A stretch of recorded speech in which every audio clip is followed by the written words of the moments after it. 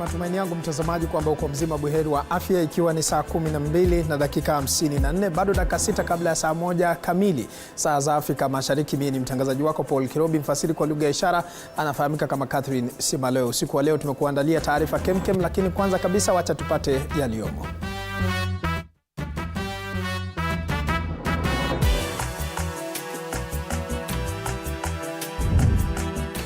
Aliyekuwa naibu rais Rigathi Gachagua msuta Ruto vikali, akimtaka kusitisha mpango wa chanjo kwa mifugo.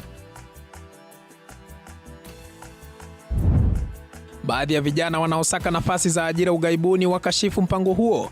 After the interview, that's when these agents will come and tell you that there are these commission charges. Wakisema unawatoza kodi ya ziada kusafiri. Na Kawira Mwangaza apata afueni. To avoid the question of potentially irreversible and irreparable harm and prejudice by confirming and extending the interim orders in force for the few more months. Mahakama ikiagiza aendelee kuhudumu kama gavana kwa siku 120 zijazo.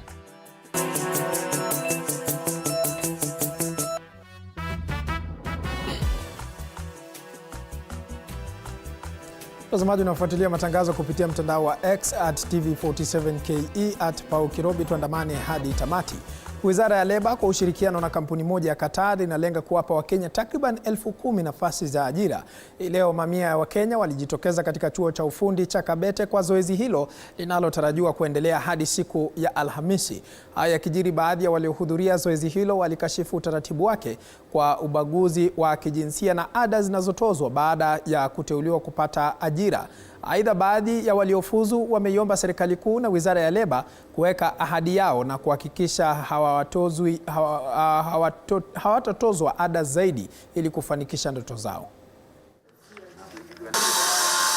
I'm disappointed because nimetoka mbali, nimekuja and I was told and I was here early, so I was expecting something for me.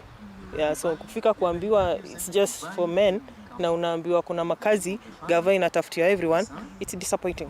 The process is not very transparent because you are here, you are filling forms. Immediately after you fill forms, you go for an interview. After the interview, that's when these agents will come and tell you that there are these commission charges, some amounting to 300,000, 400,000, which you cannot raise. So to me, it's a waste of time. Nikakuja leo kutafuta bahati yangu. Leo kulikuwa na hii recruitment ya kwenda UAE, na sasa nishamalizana. Tulikuwa tunaanzia na interview, nishamaliza and nimepita, nimekuwa successful and I'm very happy. Kwingineko ni kwamba aliyekuwa naibu rais Rigathi Gachagua hii leo amezuru eneo la Ukambani. Gachagua akimshutumu vikali Rais William Ruto kwa kile anachosema kuwa amekuwa akitumia maneno yasiyofaa kwa wananchi kuhusu chanjo ya mifugo. Gachagua pia amefichua kuwa wako kwenye mpango wa kuunda chama kipya kwa ushirikiano na kiongozi wa Wiper Kalonzo Musyoka pamoja na viongozi wengine kwa maandalizi ya uchaguzi mkuu wa mwaka 2027.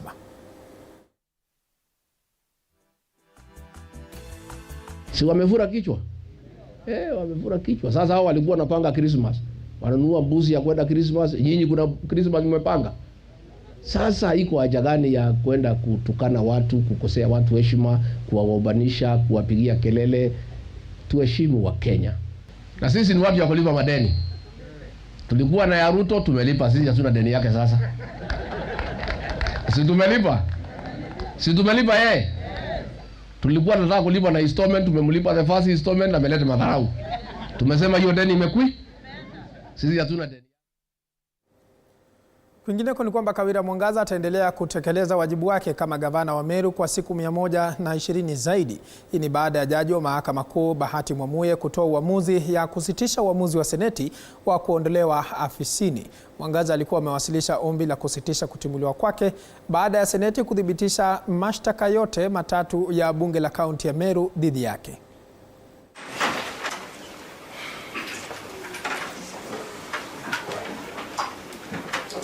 It is clear to my mind that the respondent and also the Senate have no real or significant prejudice that they would suffer if the interim orders were confirmed and extended pending the hearing and determination of the petition. The petitioner, on the other hand, would stand to suffer potentially irreversible and irreparable harm and prejudice if the orders sought were not granted, confirmed, and extended. During the highlighting of written submissions in this matter, counsel for the respondent and counsel for the third interested party both submitted at length that any prejudice that would potentially be suffered by the petitioner could be adequately compensated by way of money damages. However, while that would apply to lost remuneration, money damages cannot compensate for other harm and prejudice that would potentially arise from being removed from office and thereafter being reinstated if the petition were to succeed. Once more, I take the position that it would be more prudent and just to avoid the question of potentially irreversible and irreparable harm and prejudice by confirming and extending the interim orders in force for the few more months that it would take the High Court, as the first court seized with the questions raised in the petition and thus the trial court, to hear and determine the dispute herein substantively. Mbali na taarifa hiyo, mtazamaji, kwingineko ni kwamba serikali kupitia Wizara ya Mazingira imefutilia mbali leseni maalum ya mwekezaji binafsi kujenga ukumbi wa burudani ndani ya msitu wa Ngong Road hapa katika kaunti ya Nairobi. Waziri wa Mazingira Aden Duale alibatilisha leseni mbili zilizotolewa kwa Karura Golf Range Limited kwa ajili ya ujenzi wa uwanja wa gofu, mgahawa na uwanja mdogo wa gofu katika msitu wa Ngong Road. Akizungumza katika hifadhi ya msitu wa Ngong Road hii leo, mhifadhi mkuu wa misitu Alex Lemarkoko amesema kwamba waziri wa mazingira ana mamlaka ya kubadilisha au kubuni mipaka, akikaribisha uamuzi wa waziri Duale wa kufuta leseni hizo. Waziri katika wizara anaweza kufuta leseni ya tathmini ya athari za mazingira nchini iwapo mwenye leseni atakiuka masharti ya leseni au iwapo mradi husika unaleta tishio kwa mazingira. Basically, it is true that there is a special use license that was issued on an area that is in itself is within the Kenya pipeline where we live, where we have the pipeline down there. The fencing means we are preventing those would-be grabbers or people who claim. We have institutions and persons who seem to claim part of this forest. They claim to have title deeds, and title deeds in a forest that is gazetted are irrelevant and null and void.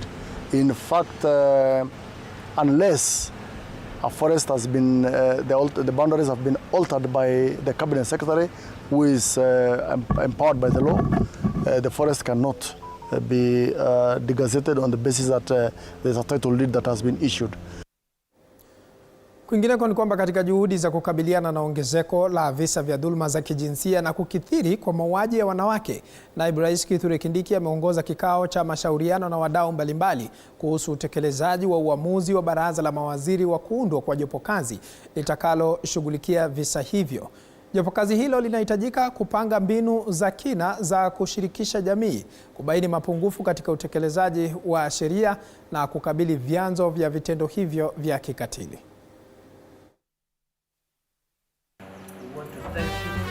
Given each one of us to serve our country in various capacities.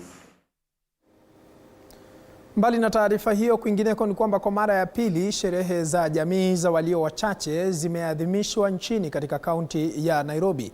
Waziri wa Utalii Rebecca Miano akihudhuria hafla hiyo aliambatana na viongozi mbalimbali serikalini, huku akisisitiza kuwa serikali inajizatiti ili kutekeleza haki za walio wachache kulingana na kipengee cha 56 cha katiba. Isitoshe, wameziomba jamii za walio wachache kukumbatia elimu na kutokomeza mila na desturi zilizopitwa na wakati.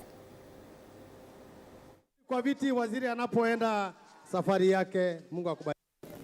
Wizara yangu ambayo ni Wizara ya Utalii na Wanyamapori inashirikiana kwa ukaribu kabisa na zile wizara zingine kama ya utamaduni na pia ofisi ya Rais, ili tuweze kushirikiana na kujali masilahi ya waliotengwa. Licha ya kwamba rais na taifa na serikali yetu inajaribu, ukweli ni kwamba kipengele hicho hakijatekelezwa vya kutosha. Ndio tuweze kutambulika, lazima tufanye kitu inaitwa strategic lobbying. Lazima tujumuike na hizo kabila zingine kubwa kubwa, tupitie hapo katikati mpaka tuweze kufika mahali tutaka kufika. Na rais amesema tufanye mwaka huu, tujipange kidogo. Si mnajua yeye ni ile mtu ya kujipanga, watu wajipange. Tujipange tunataka nini, na next year atajaribu ile vile inavyowezekana akuwe hapa pamoja nasi. Naomba pia tukiwa wachache sisi tuwaseme ya kwamba ndio utamaduni wetu ni mzuri. Kuja kudansi hapa naonyesha utamaduni wetu ni mzuri. Lakini ingine kama FGM ile ya kutahiri wasichana, hiyo si nzuri kamwe. Ningependa tuanze kuacha zingine. Tuache kudrop zingine ili tushike ile utamaduni wa Kenya wengine wanaendelea nao. Na tukitoka maeneo hayo kwa sasa tutafululiza hadi huko maeneo ya Kirinyaga ambapo gavana wa kaunti ya Kirinyaga Anne Waiguru amewahakikishia wakaazi kuwa mfumo wa huduma za afya katika kaunti hiyo uko thabiti na uko tayari kushughulikia matatizo yanayoweza kujitokeza. Vilevile Waiguru alisema kuwa Kirinyaga haikabiliwi na changamoto za wahudumu wake wa afya. Badala yake aliangazia juhudi za kuimarisha maslahi ya wafanyakazi wa afya katika kaunti hiyo ili kukabiliana na ongezeko la vituo vya matibabu. Matamshi ya gavana yanajiri wakati mgomo wa madaktari unapokaribia. Muungano wa madaktari, wanafamasia na madaktari wa meno nchini KMPDU umeshikilia kuwa wanachama wake hawatalegeza msimamo wa mgomo uliopangwa kufanyika tarehe 22 Disemba iwapo serikali itarejelea makubaliano ya pamoja ya mwaka 2017. At this point in time, we are very grateful in Kirinyaga County that we do not have a situation with our medics, and mostly because of our structure is slightly different. However, as you have heard, we are increasing the number of medical practitioners working in the county because of our increased level of facilities. We have instituted the FIF to enable our facilities to work better and perform, providing additional human resource capacity, and also ensuring that they have the equipment and the medical supplies that they require to function. We're also working very hard to work up an incentive program which will be able to incentivize our healthcare workers so that we can be able to retain the best human resource possible within our health facilities.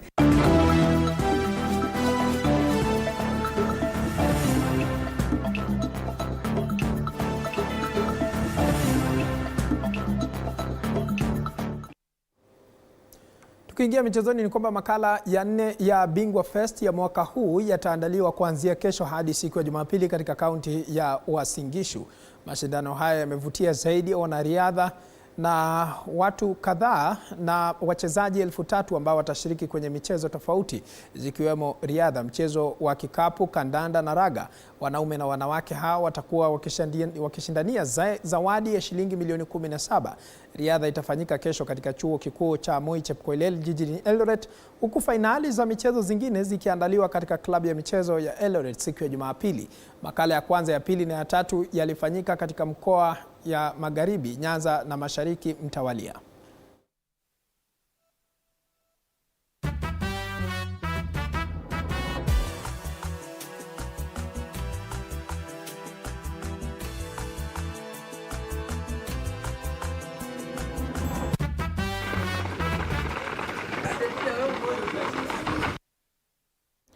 Na kwingineko ni kwamba Dan Kiviasi ya Samba ametawazwa kama bingwa wa kitaifa wa tuzo za dhahabu za Tujiamini.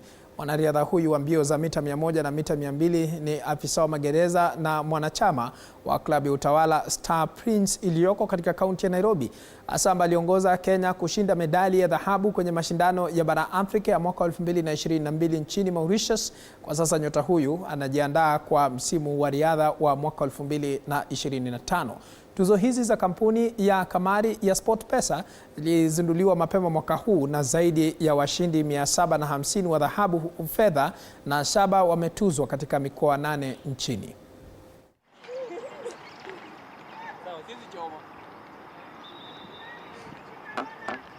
Set.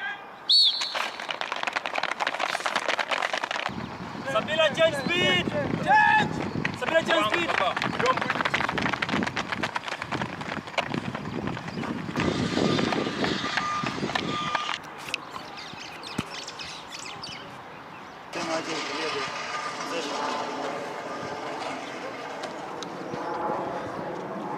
Oh, 300 to 50.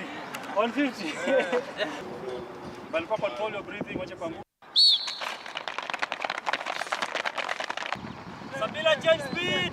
Change. Sabila, change speed.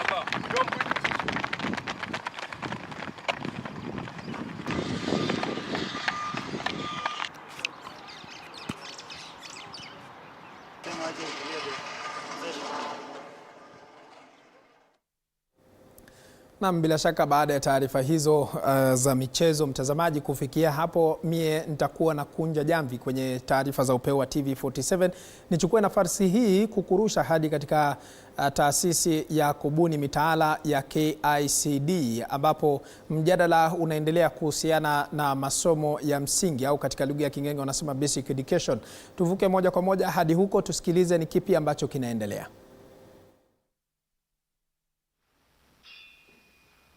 Prior to 2022, there was a lot of concern as to whether the competency-based curriculum was working.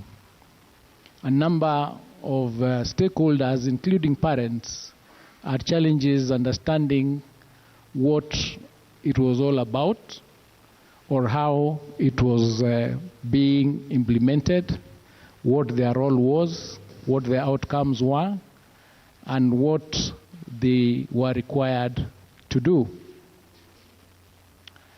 Because of that, in 2023, our President, His Excellency Dr. William Samoei Ruto, set up a working party, the Presidential Working Party, to look into the CBC as a whole. And the team that was constituted, headed by Professor Mnavu, did go around the country to get views about CBC, and they discussed in detail about that particular program, taking into account a lot of your submissions and petitions. One of the points of reference, one of the TORs in that particular team, was whether or not we should continue with CBC, which, as my principal secretary will tell you, worried a lot of people because we didn't know what the outcome was going to be.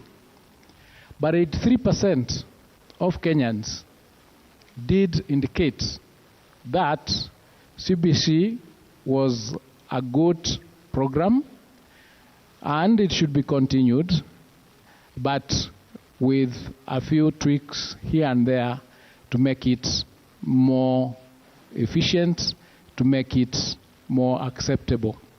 83%. The other question that was posed to Kenyans at that point was where what was then called junior secondary school would be domiciled. Junior secondary school runs from grade 7, 8, and 9. That is junior secondary school. A question was raised on whether it should be domiciled in primary schools or whether it should be domiciled in secondary schools.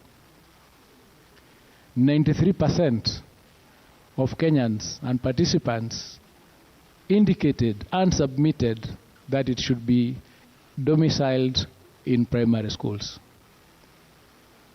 And for good reason. One of which was that a child or a learner who is in standard 7 is still very young and needs to be with the parents. And junior secondary school, being grade 7, 8, and 9, if we were to move them to secondary schools, would require to do 2 classrooms instead of 1, or classrooms for 2 grades instead of classrooms for one grade.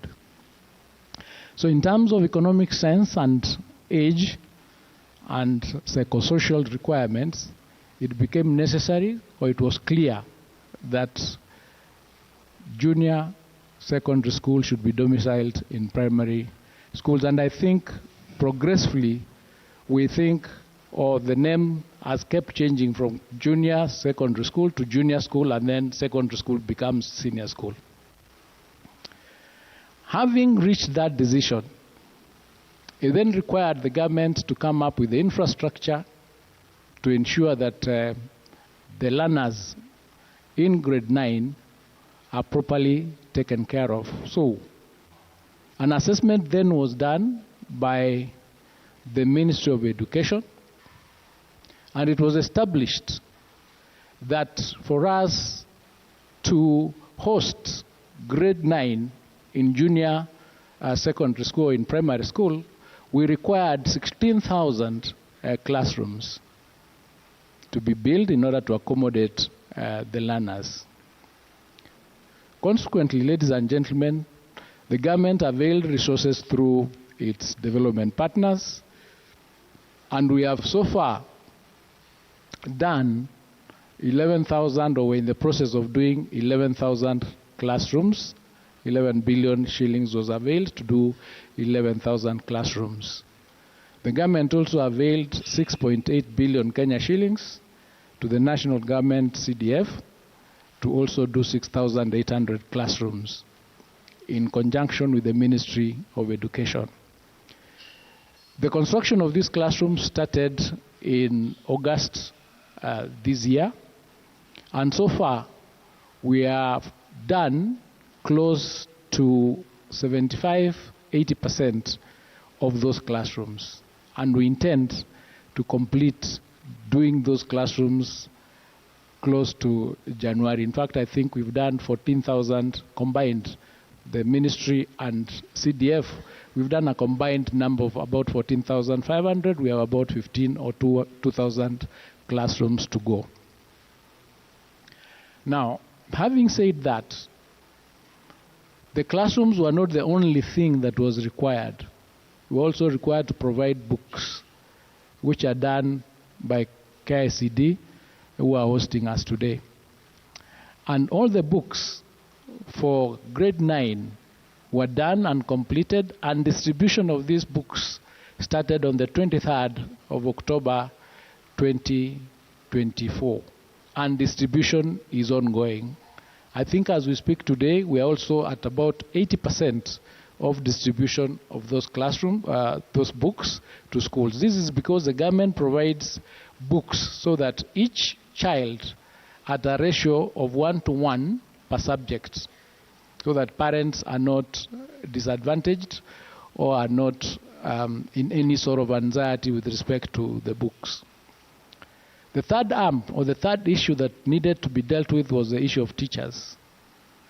And as at the beginning of this term, we had 46,000 teachers, and the COTSC is going to address that issue, who were interns, and they have since been converted to permanent and pensionable, and another 20,000 interns are in the process of being employed to cover that area of junior secondary school. So in a nutshell, with respect to grade 9, the government has put in place measures to ensure that come January 2025, there is a smooth transition of the almost 1.1 grade 8 students moving to grade 9 as seamlessly as possible.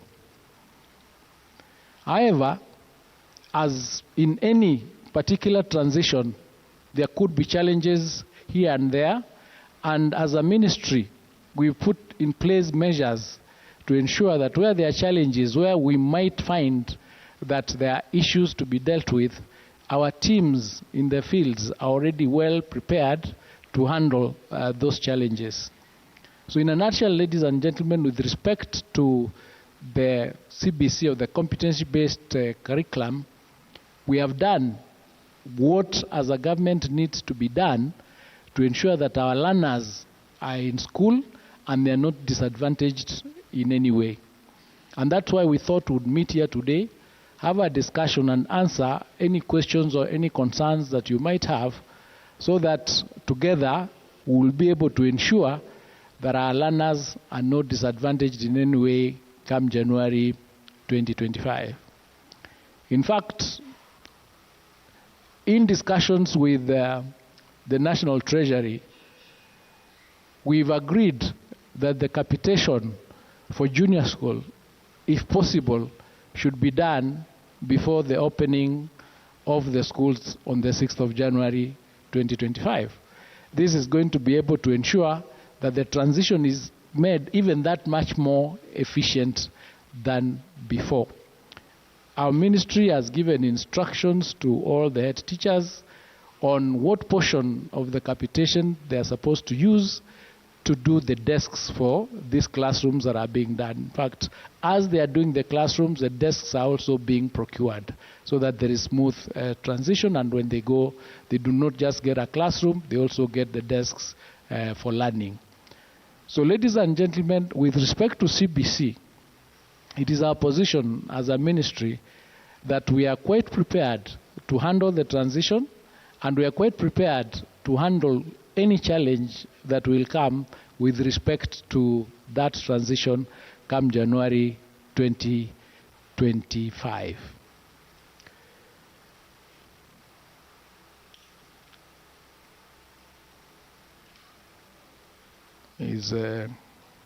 Are we good? Thank you. I said the CEO of Kenya National Examination Council is also here. This year we also undertook 2 serious examinations. We did the KEPSEA that was successfully completed, and the Kenya KCSC that was also very well done and completed. There were a few challenges in it, but we were able to handle those challenges of 1 or 2 malpractices, and those who are found to be engaged in those malpractices are actually facing court cases as we speak, and we'll be dealing with that. The examinations marking is ongoing, and we will be releasing the results in early January 2025. So in a nutshell, with respect to the basic education, we are in the process of ensuring that the reforms that were recommended by the Presidential Working Party are being implemented. We have also done a number of amendment bills to ensure that we amend the areas that had a bit of friction so that there is smooth collaboration between all the sectors to ensure that the implementation of this particular program is not hindered because of law. So that is also ongoing, and we are on course. Some of those bills will be coming before Parliament early next year once the Parliament resumes from recess. So that, in a nutshell, is where we are with respect to CBC or with respect to basic education. I'll stop there for now and request that the PS basic education will make a few remarks. Then thereafter, Dr. Macharia, the TSC CEO, will make a few remarks. Then we'll open up to plenary, then attend to whatever other issues that might arise, including maybe those that we've not touched on. PS.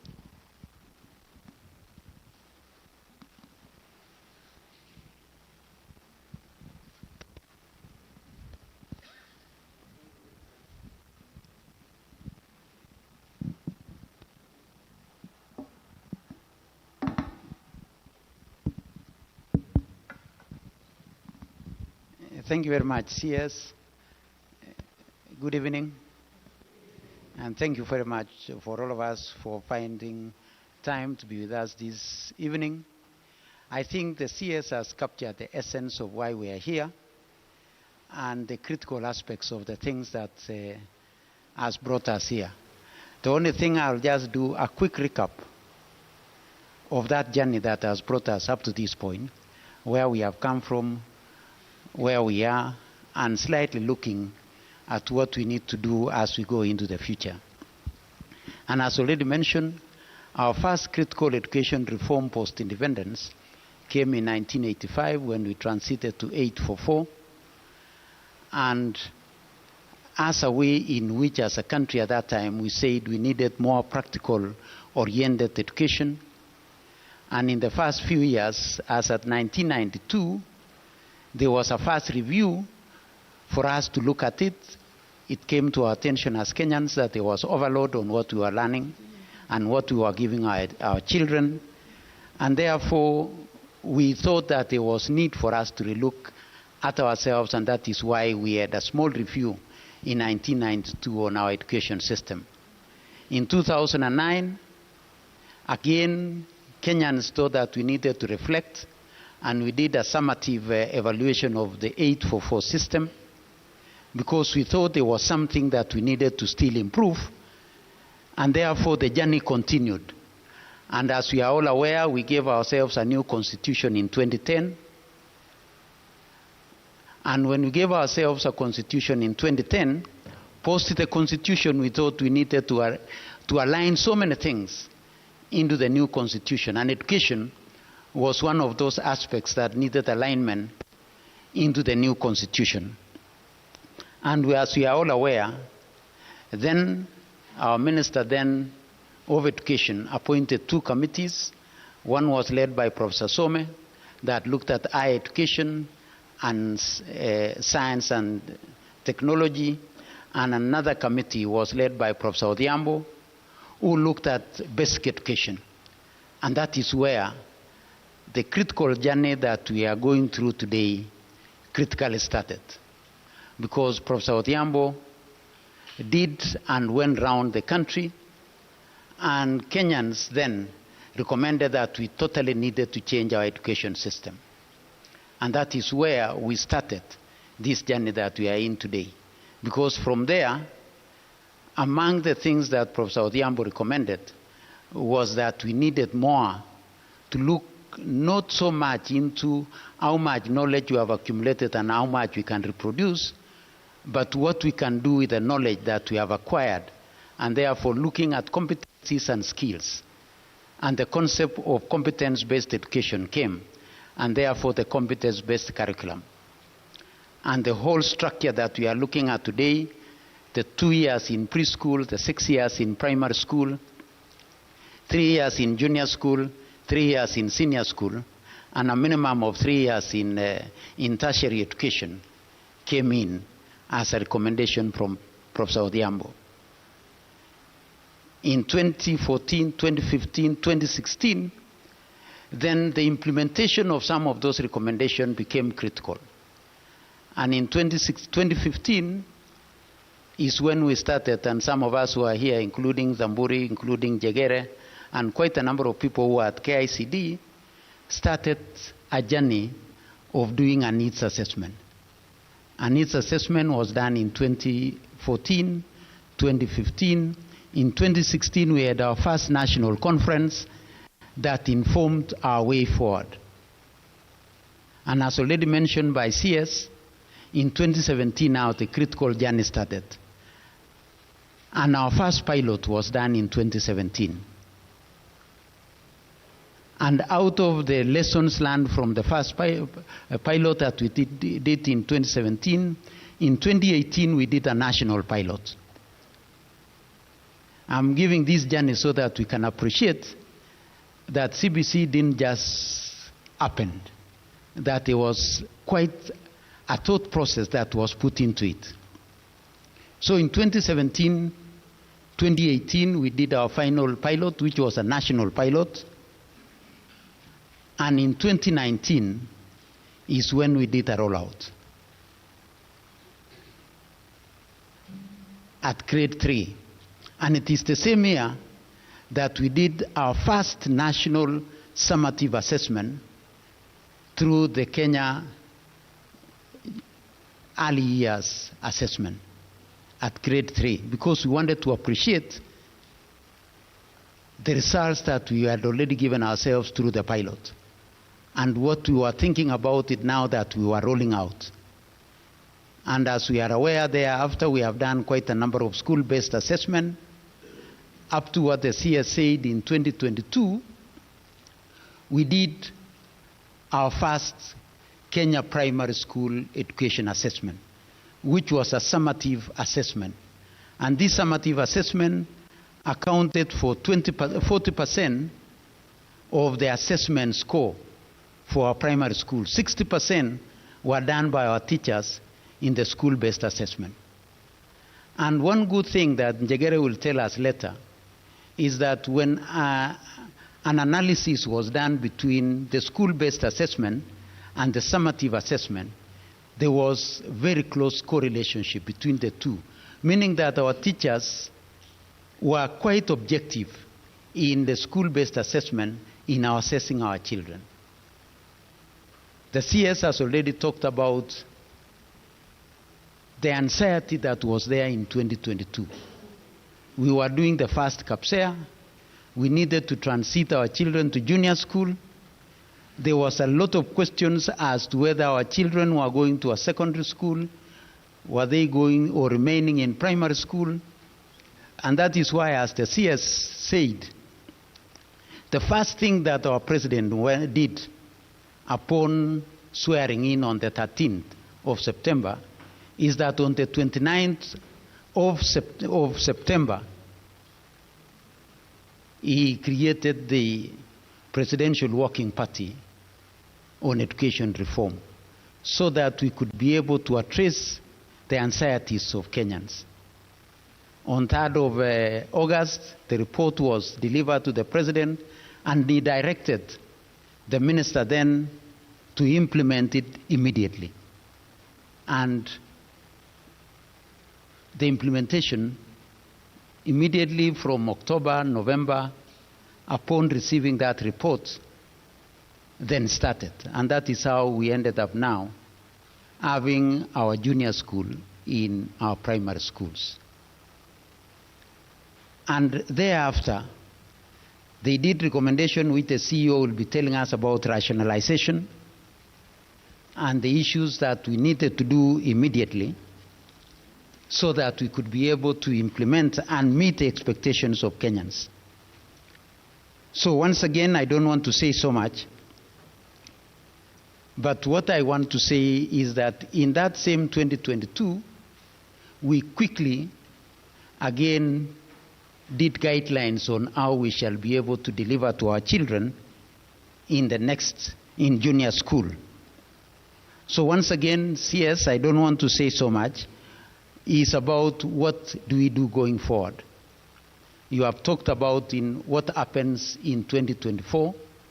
In July, the CEO, Kenya National Examination Council, will tell us that we did a pilot on the Kenya Junior Secondary School Education Assessment. In this same 2024, the CS has told us we are doing 16,000 classrooms. In this same year, 2024, we have done the textbooks that are needed by our children. In this same year, we have done guidelines on how we shall place our children in senior school. We have also done guidelines which will guide us on management of senior school. So these are the critical things, and these guidelines will be going to our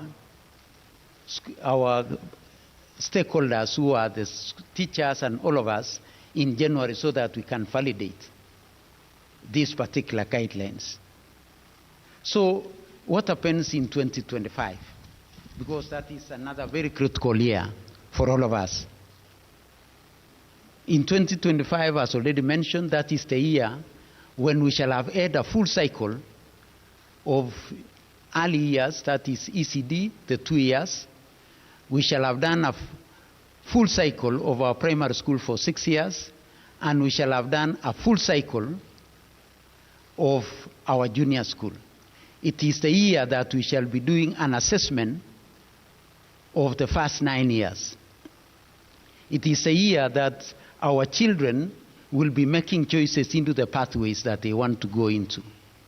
It is the year that our children will be prepared to transition to senior school.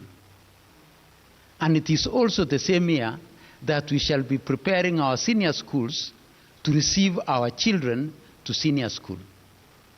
It is the same year that we shall have done adequate simulations to know how many of our children will be doing the STEM pathway, how many of our children will be doing social sciences, how many of our children will be doing arts and creatives. So this is the year, 2025, which is so critical to all of us, because the summation of what we have been doing in the last 9 years will be defined as we do the final transition within the basic education subsector. So at that particular point, then in November, we shall be doing the Kenya Junior School assessment. In December, we shall be doing placement to junior school. And in January 2026 is the critical year that we now transition our children, and actual transition will be happening. All these years we have been doing progression. We progressed from PP1, PP2 to grade 1. We progressed from grade 6 to grade 7. But now we are going to do an actual transition from one level now and one domiciling point of the junior school and primary school to our secondary schools, which will be senior schools. So it is so a critical year that will define all that we have been doing in competence-based education. And it is the year, therefore, that we have to work with our stakeholders to ensure that our transition will be smooth at grade 9 and later in grade 10. So CS, I don't want to go beyond that particular point. I just wanted to see the journey that we have covered so that the details on issues of teachers, the details on issues of curriculum, and the details on issues of assessment will be dealt with by our CEOs. Thank you very much. Thank you, PS. That's a very good presentation, giving us the history of the progression, just to show that the government didn't wake up one morning and say, we are going to do CBC. It was a journey, well studied, well researched, teams went out, assessments were done, and this particular program then became necessary. I'll now give the opportunity to the CEO, TSC, to say one or two things on teachers. Thank you, Waziri. Good evening, ladies and gentlemen. I will start tonight by assuring the country that the Teacher Service Commission has fully prepared our teachers to transition our learners to grade 9 without a hitch. The peers and the minister have talked about the rest of the issues, so I'll very briefly restrict myself to what we have done with the teachers to ensure this preparedness. One, we know that our teachers are very well trained in our colleges and universities. And once a professional, in all professions anyway, you are tooled and skilled. And these skills we are given when we are trained and we are tooled, then assist you to adapt to changes even when they come. And the only thing that we are doing with our teachers is tweak it a little when we are retooling them, because they are already trained. Let me talk about the implementation of the CBC by saying that TSC has recruited and deployed public primary school and junior school teachers, both under internship programs and under permanent and pensionable terms. The expected teacher requirement for grade 7 to 9, if we were to staff it adequately, is 149, 350 teachers. However, the government, through TSC, has recruited 76,928 teachers. And this makes 51.5% of the requirement. And what we should note here is that although we have that shortage, it is that in 1.5 years, the government has done 51.5% of the requirements in junior secondary. And this shows the resolve of government in trying to transit our learners through the CBC seamlessly.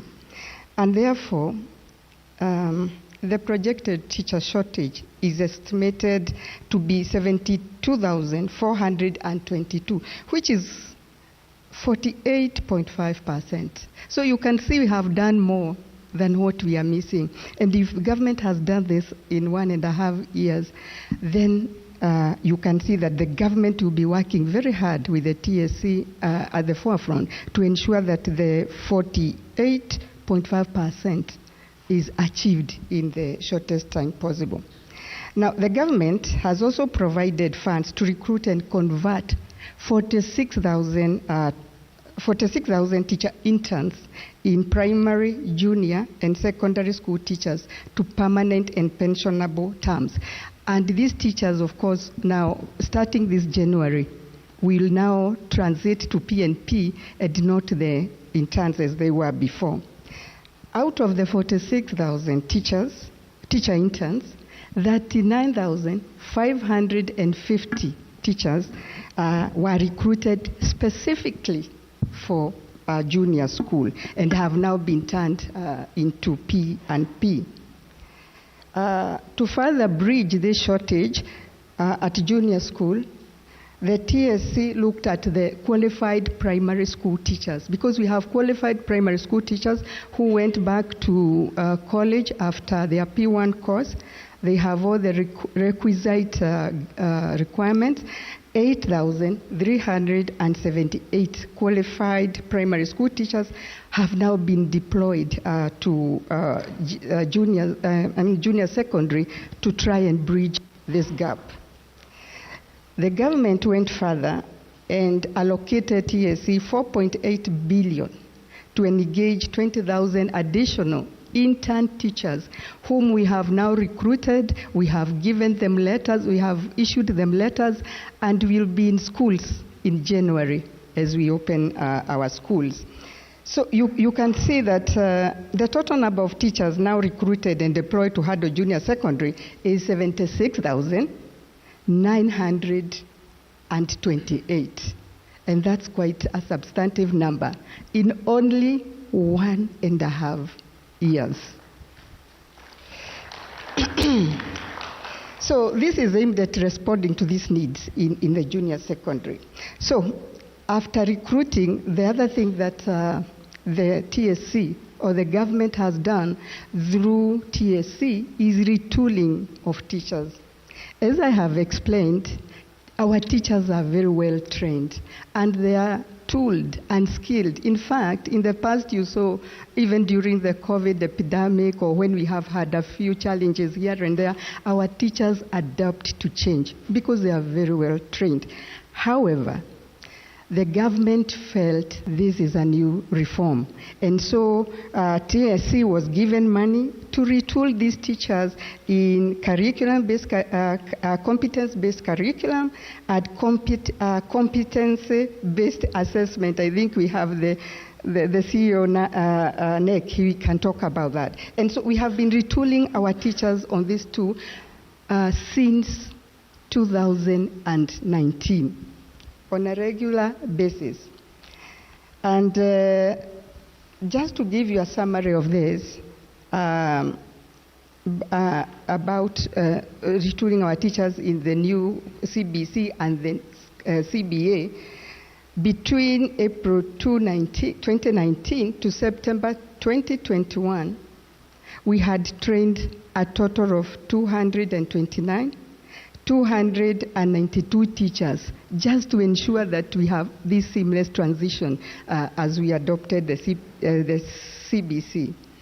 Now, going to junior secondary, the overall total number of teachers retooled between May and November, just the other day, 2024, is 60,642. The last training was conducted in November this year, specifically to prepare teachers for transitioning learners to grade 9. That's just a short snapshot of what we have done to teachers to ensure this seamless transition. There have been challenges, of course, like in all new systems. You must have teething problems, and this is what we are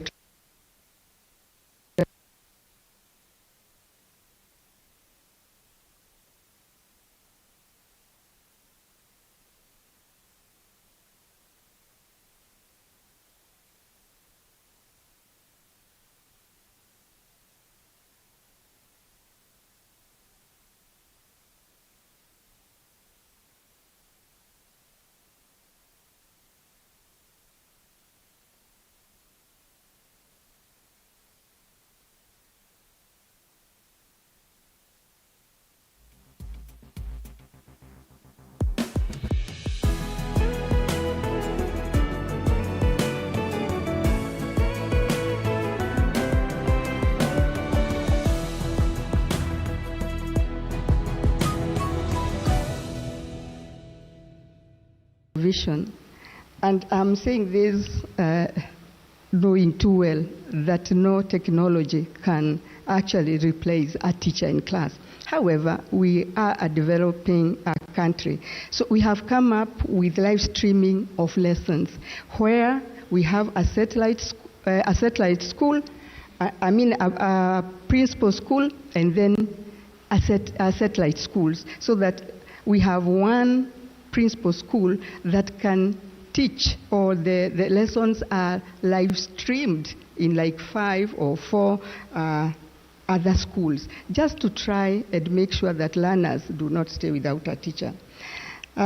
We have also been collaborating because, as you know, one of the mandate of the Commission is to advise national government on the requirements of teachers.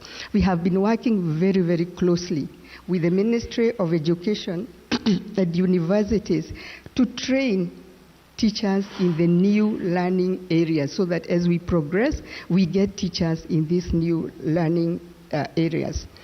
We are also undertaking teacher induction, mentorship, and coaching to manage change, because most of these issues we are hearing really in junior secondary in regard to our teachers, it's just the change thing. I mean, we want to do things like they were always done, and change usually is a bit difficult. So we are inducting our teachers, we are mentoring them, we are coaching them, so that they can adapt to this change, and we move on.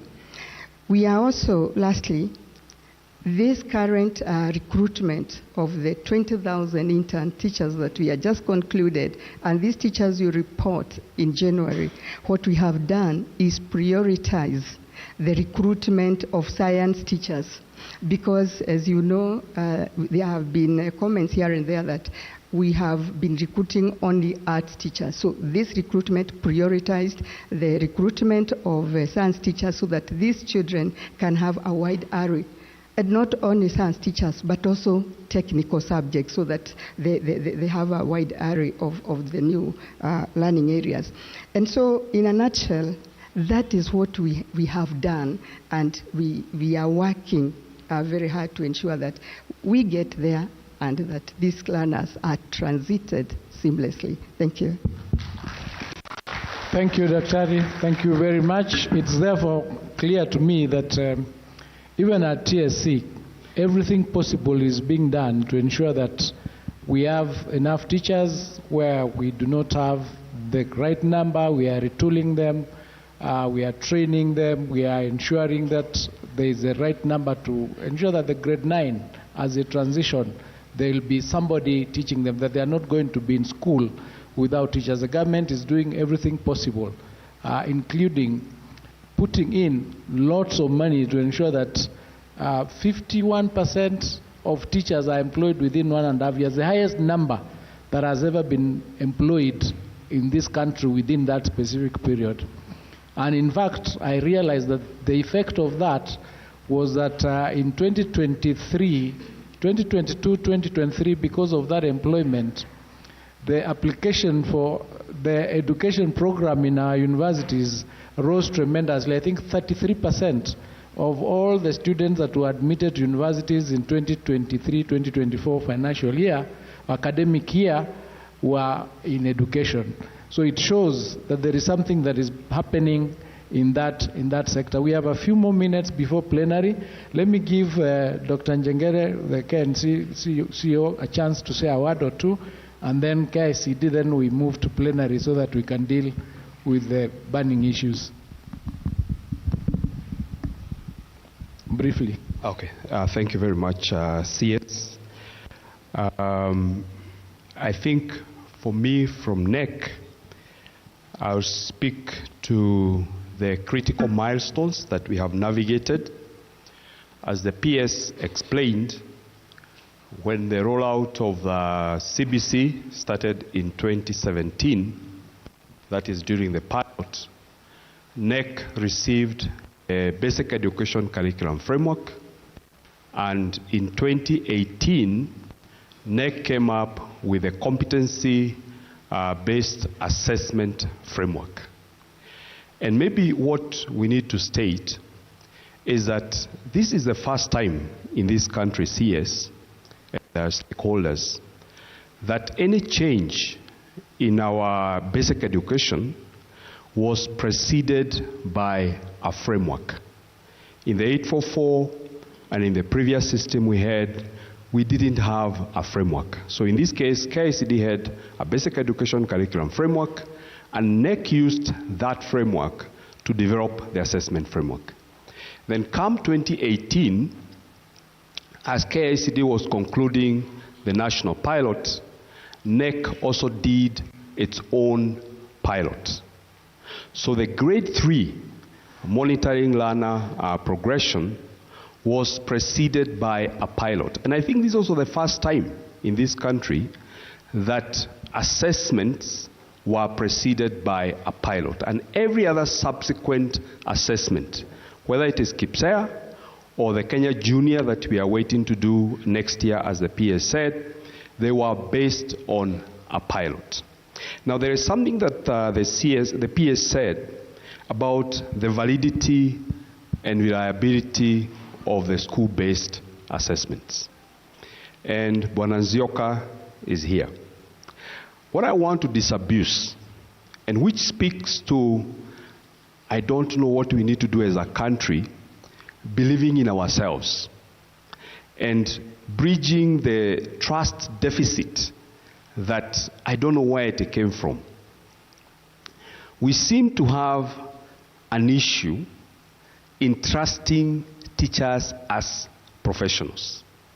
So there was this fear that if we ask teachers to administer the school-based assessments without the presence of a supervisor, an invigilator, and a police officer, are they going to be professional? Are they going to be objective? And from 2019, every year, we conduct these school-based assessments. And I can assure you from NEC that we get a normal curve. A normal curve which shows that the teachers are very objective and very professional. So I think we also need to encourage and motivate the teachers by ceding from this attack, which is not based on facts, that teachers might. So once you tell a professional that I fear you are going to do the wrong thing, I don't know what you're doing to that professional. So I think it's time for us to encouraging the teachers to do what they are doing, and so far they have done a very good job.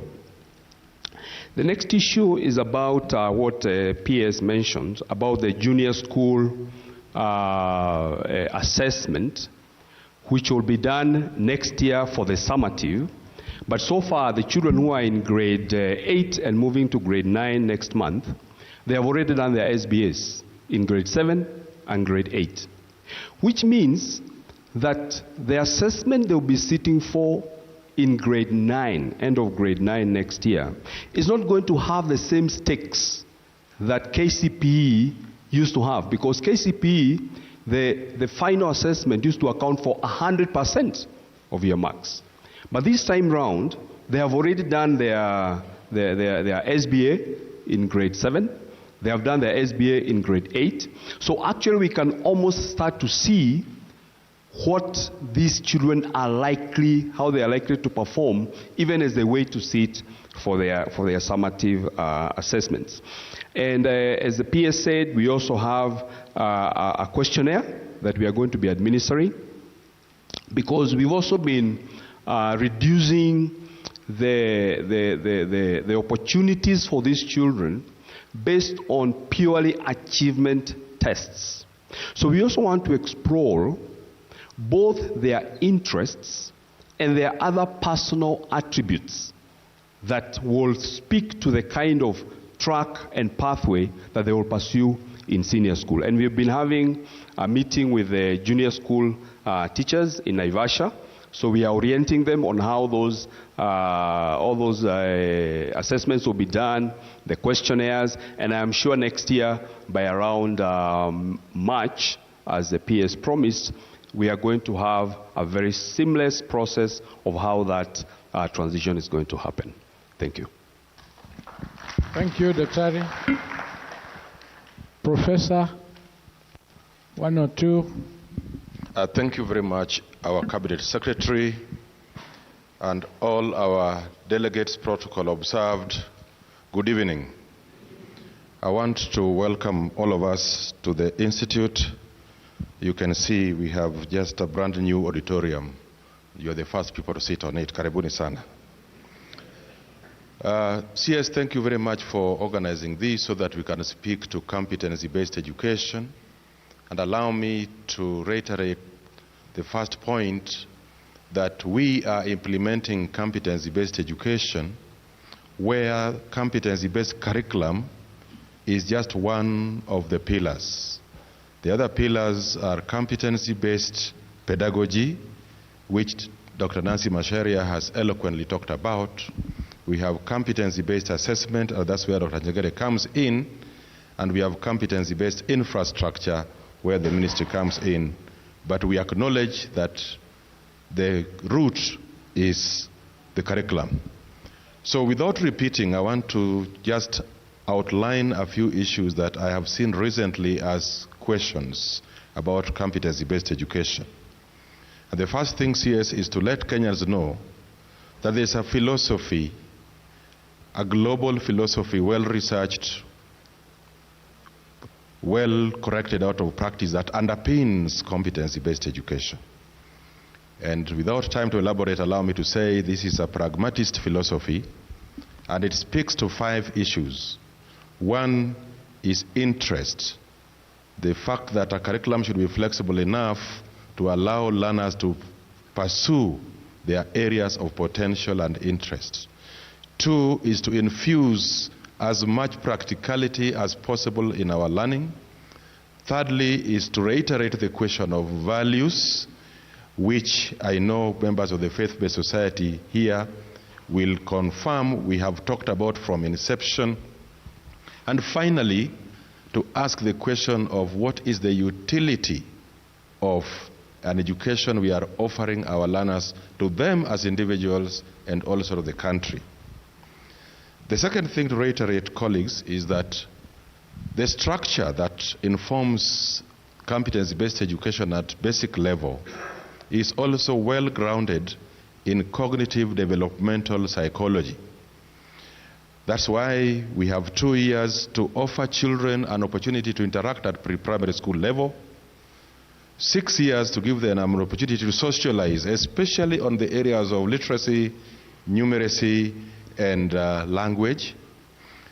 3 years of junior school to offer learners an opportunity to adventure, to discover their potential, and then 3 years to take a pathway where they can now get more into the depth.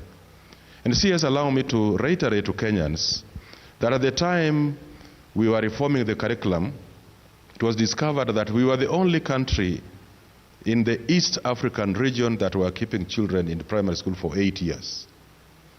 Globally, and this table is on the Odhiambo Task Force report, if you look at some of the countries that we frequently benchmark with, we were the only country keeping learners in school for 8 years. And so it was necessary that we align ourselves to what the rest of the world was doing. And Dr. Jingere would have mentioned his pet subject. The East African Community Protocol also adopted CBE as the default curriculum and agreed in principle, and we are signatories, that no country should keep learners in school beyond 7 years. PS, allow me to speak to rationalization. The Presidential Working Party, as the PS mentioned, was informed by views of Kenyans, and I'm happy Professor Odote has just arrived. So we have a member of the Presidential Working Party who was very critical, especially in the curriculum pillar, and they recommended that we should not have more than 5 learning areas at pre-primary school, not more than 7 learning areas in lower primary, not more than 8 learning areas at upper primary, and not more than 9 at junior, and of course not more than 7. Again, the Presidential Party recommendations were very well informed, and we responded immediately as an institute. We have revised the curriculum designs that were on at that time according to the recommendations of the Working Party. And as the PS has said, we have actually proceeded to evaluate curriculum support materials in terms of print materials and digital materials, and in particular, the print materials have been distributed to schools. CS, Dr. Jagere has talked about us believing in ourselves as a country. I want to assure the country that we are just among 3 that I know in the world that distributes textbooks to schools, to their learners in all learning areas on a 1-to-1 ratio. And that as we speak today, 80% of grade 9 books have already been distributed, is something we should be thanking the country for. At some point, we were talking about a deficit. Today, sometimes CS, you hear them talk about an oversupply. And in junior school in particular, CS and PS have graciously accepted that for every learning area, we distribute 2 titles, because then we are opening the spectrum of the teachers. The CBC is based on a globally acknowledged curriculum reform cycle. We reform a cycle at the end of basic education, and we review at the end of every 5 years according to the UNESCO standards. So finally, the only thing I want to talk about is that yes, the curriculum reform in basic education has also been reflected in teacher education. So as we speak today, we have transited CS an extremely big milestone in this country, and I believe we are the first in Africa, East Africa as well, that I'm sure about, that we have transited all the training level now to diploma. We no longer have people who are going to get a certificate to be able to teach. You have to get a diploma to teach at pre-primary, primary, and even secondary level. And that is also consistent because education specialists will tell you at a certificate level, globally you are expected to be only a teacher assistant and not a full-fledged teacher. And so the country has made huge progress in this direction. Can I close CS by saying that this country has spent, up to date from 2018, 51 billion shillings on textbooks. And as we talk today, 47 billion has been paid to publishers, and the chairman of the Publishers Association is here. They will confirm that for the books that they have delivered, which we have confirmed have reached school, we have made all the payment. Thank you very much, CS. Thank you, Professor. Thank you so much. So members, as you can see, there is teamwork, and there is a clear indication of the teams working together from TSC to the ministry, to NEC, to the curriculum, and things have been thought through. Whether it is the curriculum, whether it is the resources, whether it is the teachers, whether it is the books, whether it is the assessment in the exams, there is a team and there is a cohesiveness of how this is being done. It cannot be gainsaid that in this country, for instance, it is the only country, as far as we know, that is spending over 30% of its budget in the education sector. the UNESCO recommendation is an expenditure of between 4 and 20%. We are at 27% last we checked. And that is a commitment from the government that they want to ensure, or we want to ensure, that our education system is of an international standard. And we are doing everything possible to ensure that we do not drop the ball. I want to open up this now to the plenary for questions or comments or recommendations, suggestions, so that we can together continue refining this sector. What is really critical for us is that we must have an education sector that is completely hygienic and that we can trust. So I'll open up the team with microphones. Raise your hand. We'll take about 3 questions at a time, and then we'll move from there.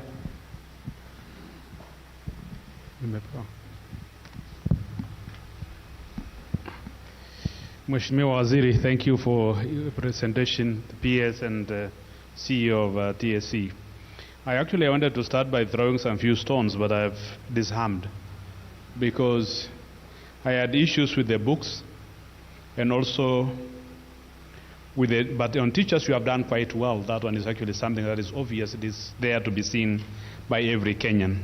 But my concern, Honorable Minister, is, you know, the religious sector plays a very critical role as a key stakeholder in education. And in this meeting today, unfortunately, I think we are very few of us here. I just saw other 2 people apart from myself. And that shows, I don't know whether it is how the program was arranged, but it's very, very key that we work together as a country to address the challenges that we have. Mheshimiwa, one thing about CBC is quite an expensive endeavor. It's expensive to parents, and it also, in a way, disadvantages certain section of the communities. I have, for example, you know, in the current education system, the parent does more than the child, because the kind of the homework the children are given to go and print that, bring that. I can imagine my father, my mother, if I was a child today, to be told to print certain things at home in my rural village, where the printers are not available, there are no smartphones, there is no internet. What exactly are those children going to do? Because if we move that way, then it seems that the education is only going to be for those who are privileged to be members of the society who can actually access those. The second aspect of discrimination in this education system, I can say, I have never been told to print a picture of a lady milking a cow. I can only print some pictures of a swimming pool, print pictures of cars, some people have never seen cars. Our children in certain areas of this country have not seen the cars. So you can just imagine that situation. If we continue that way, I think we need to do something extraordinary. And my concern, again, is about the construction of classrooms. It is something very good. But why do you divide the resources, the little resources that you have? Instead of the ministry implementing the project, you divide and then decide this amount to be taken by CDF for the CDF to do the same. Don't you find that it's actually, we may be faced with challenges of accountability and also achieving the objectives of the ministry by deliberately giving someone else to do something that you could have actually done and finalize it? Thank you. Thank you. Because of the numbers, we're going to have to limit the questions per person, maybe to a maximum of 2. Can we take that one there, lady in red? And please note the questions, because I'll be having some of you respond to them. Thank you so much for this opportunity. I wish first to appreciate the government's efforts to ensure that CBC is a success in this country. I represent Kenya Private Schools Association, and my question is, we as Kenya Private Schools Association, we do have different cadres of schools, and we have schools that do not have the financial muscle to especially to provide for children in terms of learning resources and materials. My question is it possible for the government to partner with us as private schools to offer these textbooks as the government distributes these schools to the public schools, so that our schools can access these schools at a subsidized rate?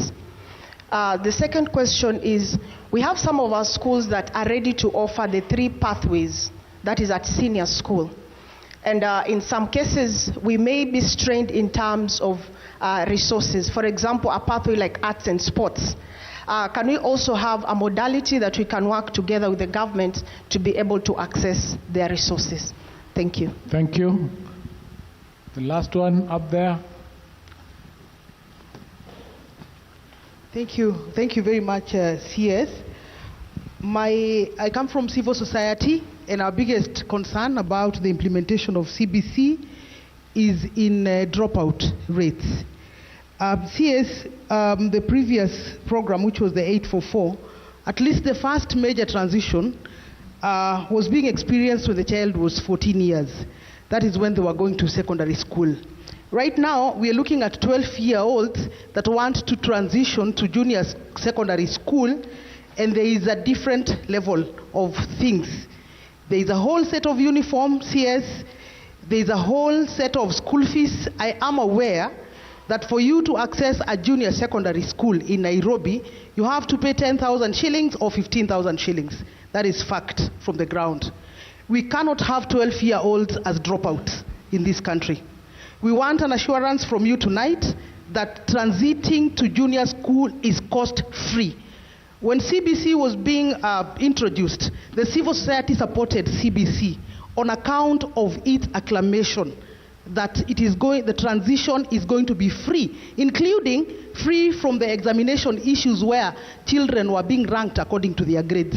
But CBC was promising us as a country that there is not going to be dropouts at this rate.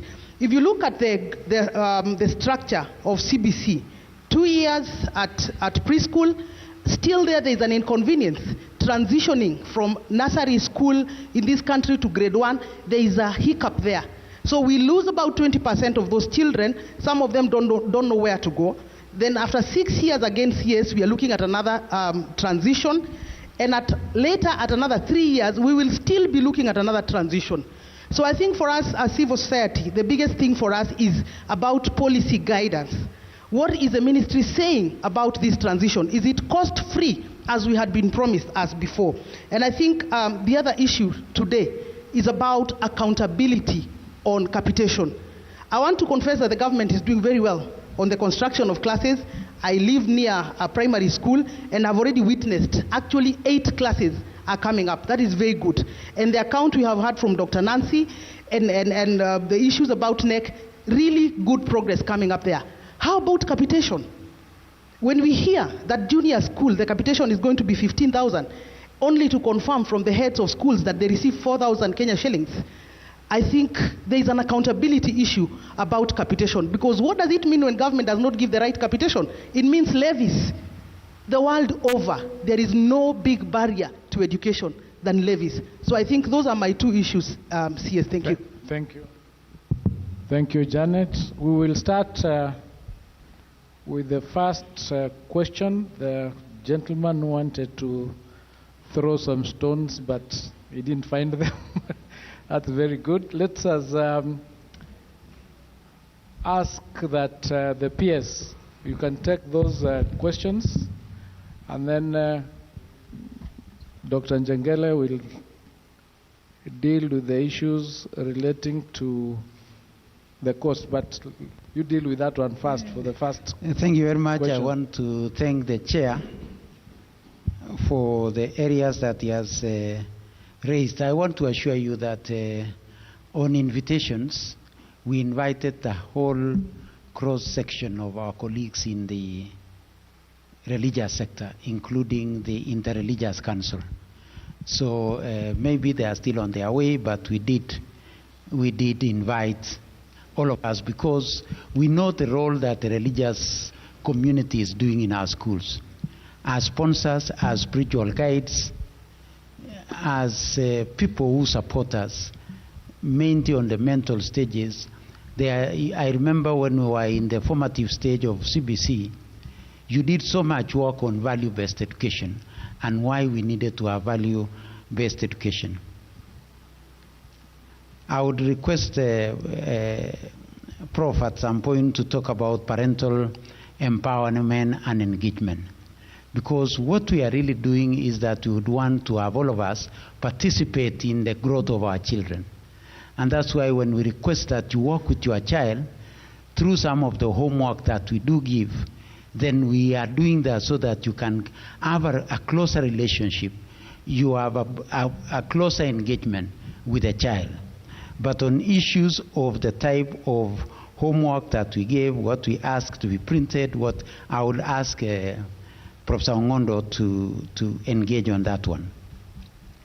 On construction of classrooms, what we are doing is that we are partnering with the National Government Constituency Development Fund because it is one of our biggest partners when it comes to issues education. The biggest, almost 80% of the resources that go to CDF is used in issues related to education, and that's why we are partnering with them. But as the CS said, as Ministry of Education, working with our development partners, we are doing and we have done 11,000 classrooms.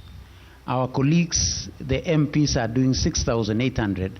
They have already done 3,000. So as we talk today, we have done 14,000 classrooms through that partnership. And we would want to continue engaging and building on trust and the way in which we would want to work so that we can move forward. On Kenya Private Schools Association, Mudhoni will tell you when we were having the steering committee, the first one, on issues of instructional materials, we agreed that private schools will give us their requirements and that they will get books at cost.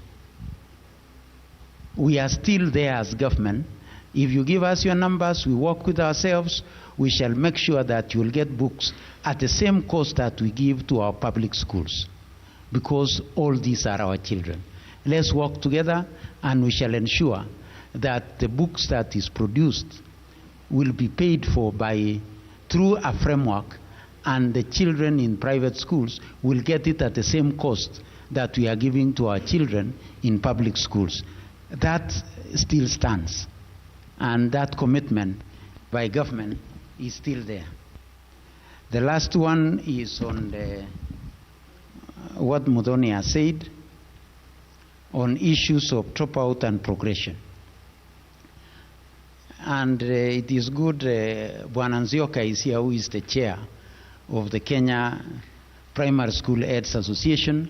And you know, when people break the law, and it's good our CS is a lawyer, and he will put it as is that primary education, once you transition to our primary schools, and as per the Constitution, Article 53, I think, is that we are supposed to provide free and compulsory basic education, and mainly primary education. And there should be no fees charged at any point in time.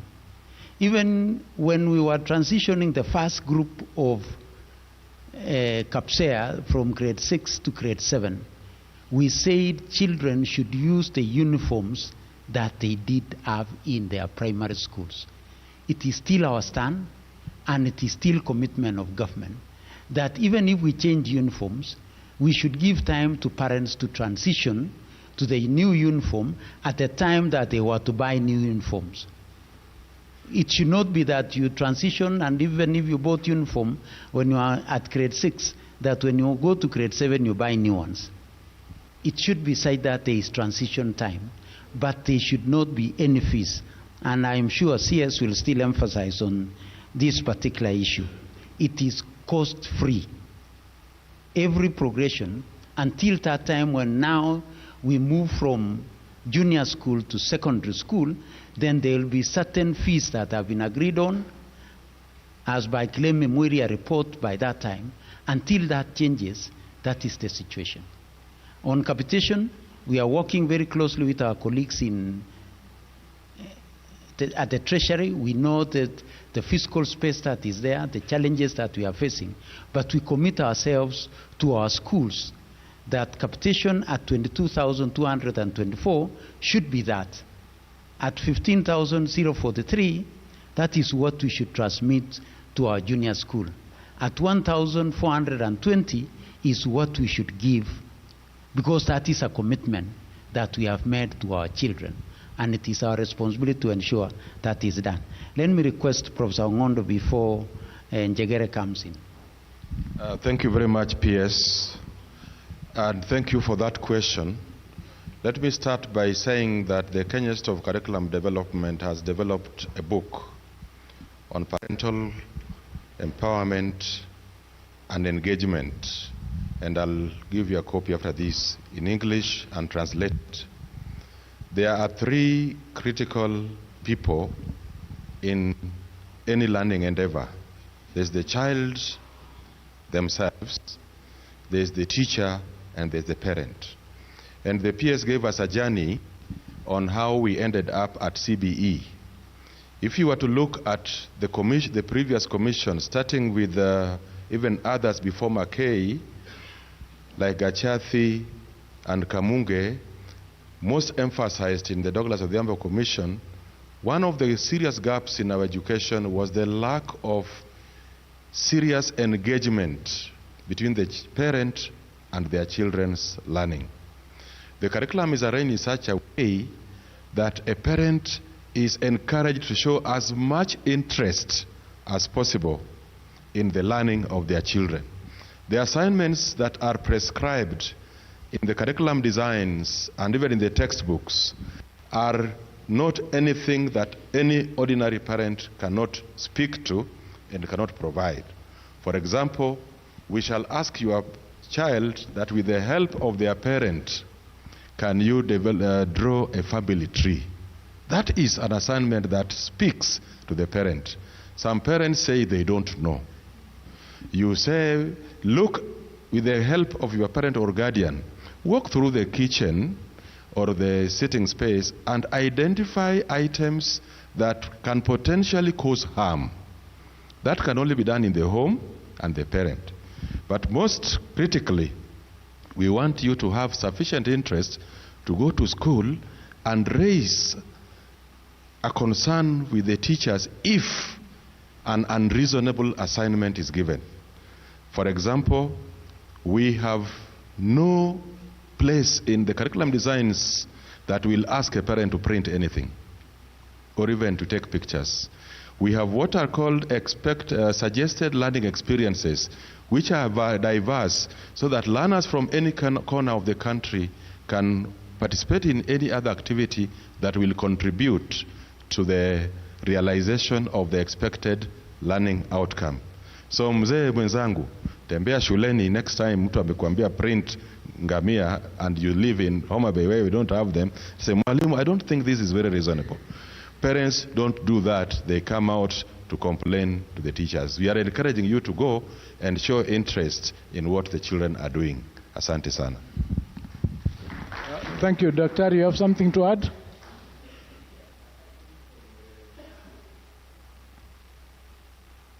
I think on the issue of cost, at the beginning, when the rollout was happening, there could have been cases of costs which were based on either they had not quite known what to do, or the experience of high stakes, where someone maybe was assuming that if I buy the item, then maybe the score will contribute to something else at the end of the day. But I think largely this has now settled.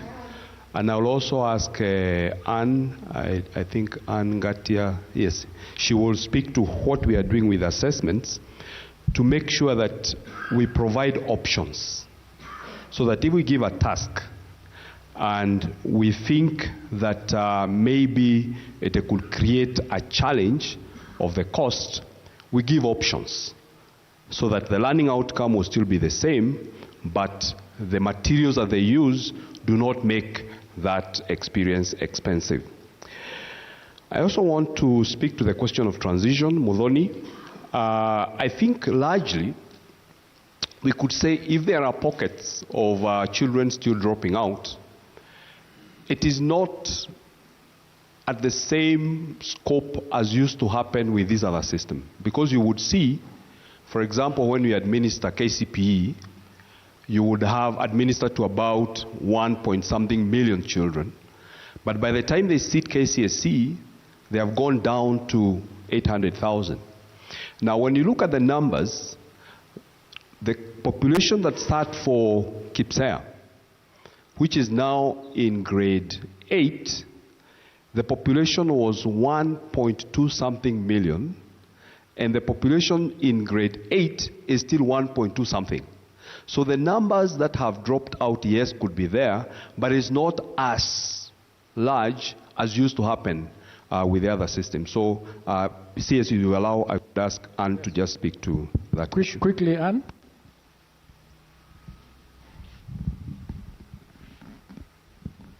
Thank you so much.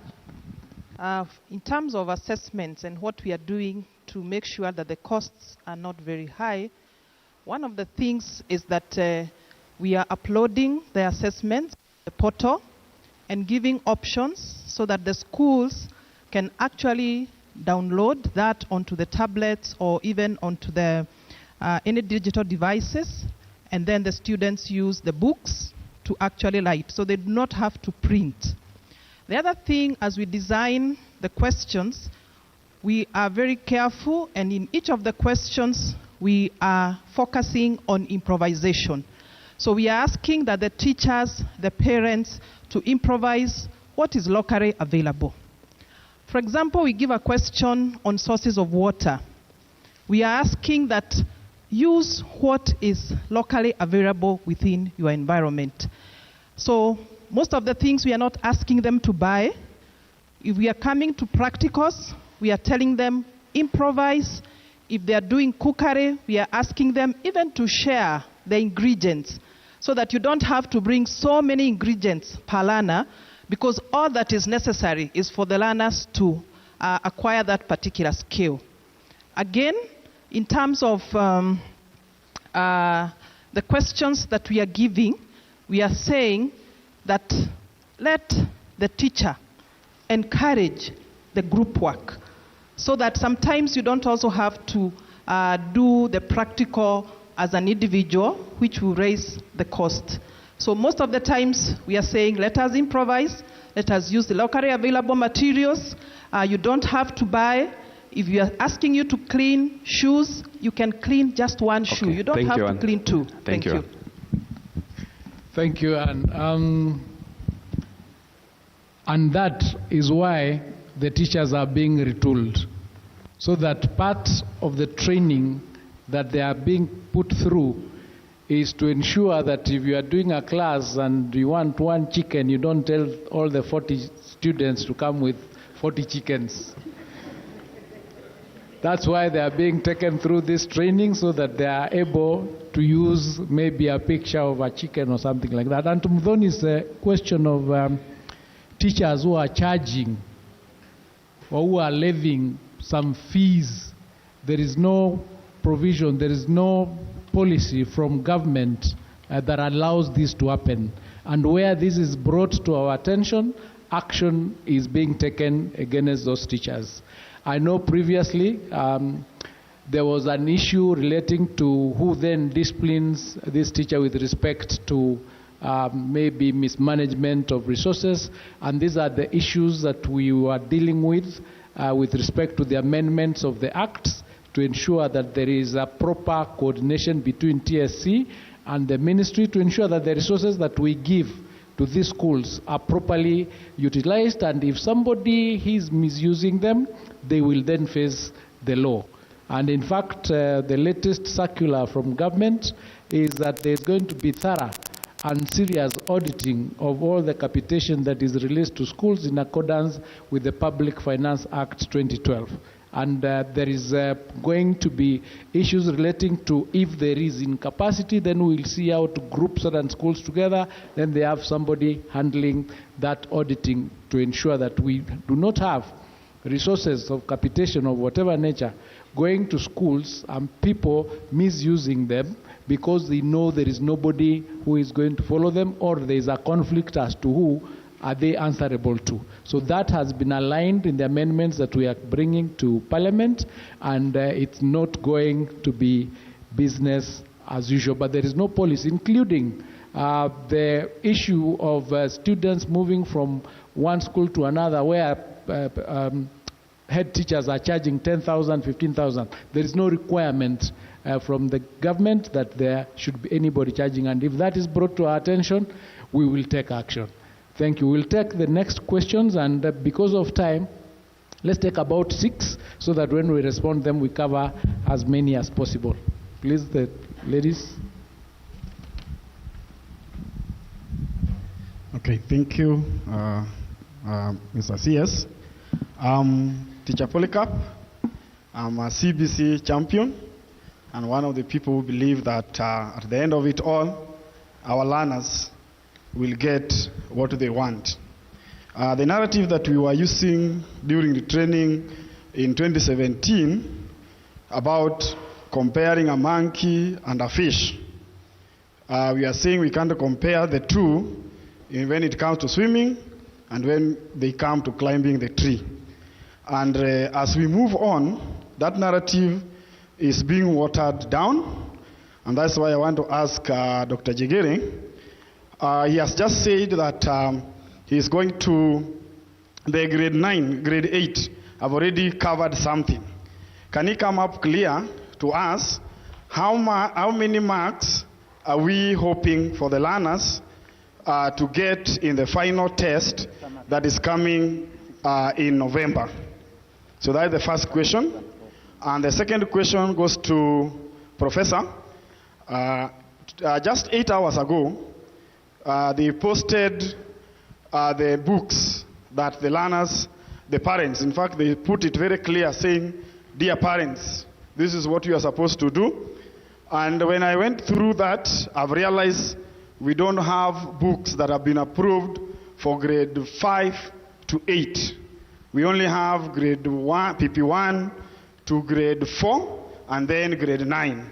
So what are we going to use as teachers to facilitate learning in grade 5 to 8? Thank you. Thank you, Polycarp. Next. Maybe I go next. My name is Ruga Eval from TV47. Questions coming through our feed. Is the government planning to make JSS schools standalone? Second question, how is the government dealing with corruption in junior secondary schools? Then to KICD, some books are said to have wrong content. How is KICD preparing to solve this? Then for the last 2 years, JSS teachers have been attending retooling, studying the same content. How is KICD planning to handle this? Maybe one last question.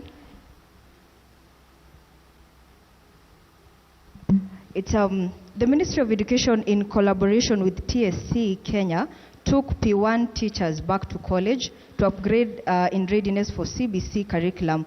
Why did you abandon them in darkness without any employment? Verbatim. Thank you. We allowed you many because they are coming from stakeholders and you're hosting us. Thank you very much. Next. Thank you, Waziri. Thank you, Waziri. I want to commend you and your team, PS, and the rest of the team in the ministry. I think you are doing a good job of handling a crisis that was handed over to you. And we are happy that there is progress. I also have to say that we have submitted to your office a memorandum with a number of proposals that slightly differ with the proposed way forward, but I won't bring them here. I am still looking forward to come in to share the facts and figures behind those thoughts that we shared with you. And I just want to say this, that I think at some point we abandoned the CBC framework. And that happened when we rushed the implementation before we had a clear plan. And now, because of that, we have had to manage crisis at all levels. And I think that eventually we will have equilibrium in the sector, because CBC is good, and I am a supporter, and I hope to continue supporting it. We will eventually have an equilibrium when we go back, we find our way back to the framework as it was designed. There are a few things there that may now not hold, but I know that that framework does not have the word domicile. That whole document does not have the word domicile. And the reason it doesn't have domicile is because the conversations that went on had a reason why certain institutions were envisaged along the way. So you are handed a crisis, you're doing a good job of managing it, but find a way of taking us back to the framework of the CBC. Thank you. Thank you for those comments.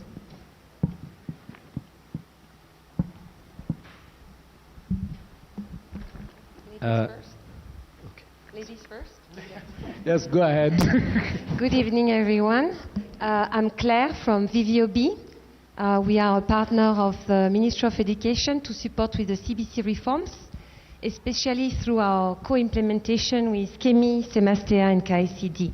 So my question tonight is around the role. So we can all agree that the school leaders play a vital role in preparing and encouraging a conducive environment, especially in time of change and transitions.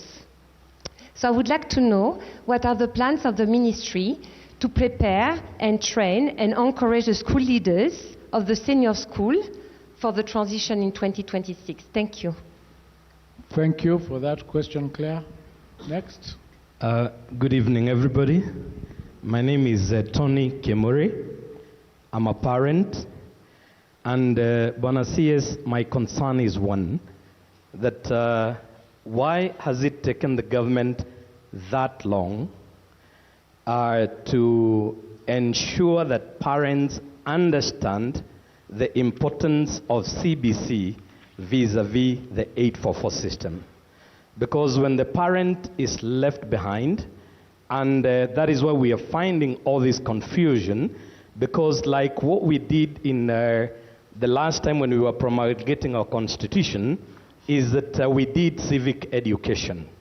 I thought that this is a very important pillar that we ought to have carried out the civic education to the parents to tell them the importance of what the good brains that have sat in the various forums to tell us how important it is to have CBC vis-a-vis the 844 system. I, as a parent, because I'm hands-on, I will tell everybody and every Kenyan that CBC compared to 844 is the best. Because our children will be based on their competencies, and each and every person will be tested depending on their ability to learn and understand. That is number one. Number two, what is the ministry doing to ensure that we have equity in education in all corners of this country? Like in our constitution, we have ASALs, we have equalization funds. What is the government doing to ensure that we have equity in all our learning institutions across the country, so that at least we don't have kids that are privileged than others in some areas? The last one, as I sit down, is that when we are testing our children, we have exceeding expectations. Previously, we had an A of 90 marks. We had still the same, on the same level, from 79 to 90. So these exceeding expectation as a parent, I'm wondering, when my child will be transitioning to the senior school, what exceeding expectation to the testing people will he have? How do I know that my child has gotten the concept, what needed to be taught, and what is the mark? It is exceeding expectation, but from which level to what level? Exceeding expectation from where to where? Thank you so much. Thank you, Tony. All right, I think we can take those. Oh, you are on your feet. Please proceed. Thank you, CS. My name is Festus from Parklands Baptist School. My first question is about learners transition from grade 9 to grade 10. We understand that the professor talked about the learners' interest. So my question is, which criteria will be used for the learners to be placed in senior school? Of course, with the 3 pathways, will there be like the cluster points? For you to undertake this pathway, you must attain this number of the points. Then number 2, it's a feedback that rationalization was done, but still you realize that the designs are a bit wide. For the teachers to be able to cover those designs within the academic year, you realize that it is a bit difficult because we are trying to make learning to be more practical and engaging. So what is it that is going to be done so that now that content can be reduced to be able to cover within the academic year? Thank you. Thank you. Let's take those for now, then we can come back, time allowing.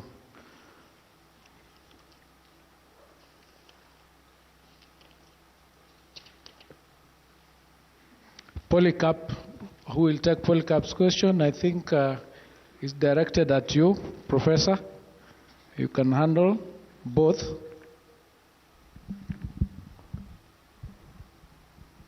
Both the issue of grade 8 that have covered something. I think that is for Njengele to answer. You would answer the question on the books that are missing on grade, I think 5 to 8. 1 to 4 is available and 9. Please proceed. Thank you very much, CS. Thank you, Polycarp. I'm sure you will agree with me that there are books on all these learning areas in school. What you are probably asking for are books in the rationalized learning areas. Rationalization was done, new curriculum designs developed, evaluation took place in April, August, and December, and the books are now ready for distribution for the rationalized learning areas. You will start seeing them arriving in schools in January, and of course for the open market, they'll be available. Let me assure the country looking at you in the eyes, there is no book with wrong content. The content is drawn from the curriculum designs. The curriculum designs are developed by practicing teachers, and Madam Masharia Daktari has been very gracious that every time we call upon her to release teachers, develop the curriculum, they are done. For those levels, the books are evaluated by practice experienced, vetted teachers.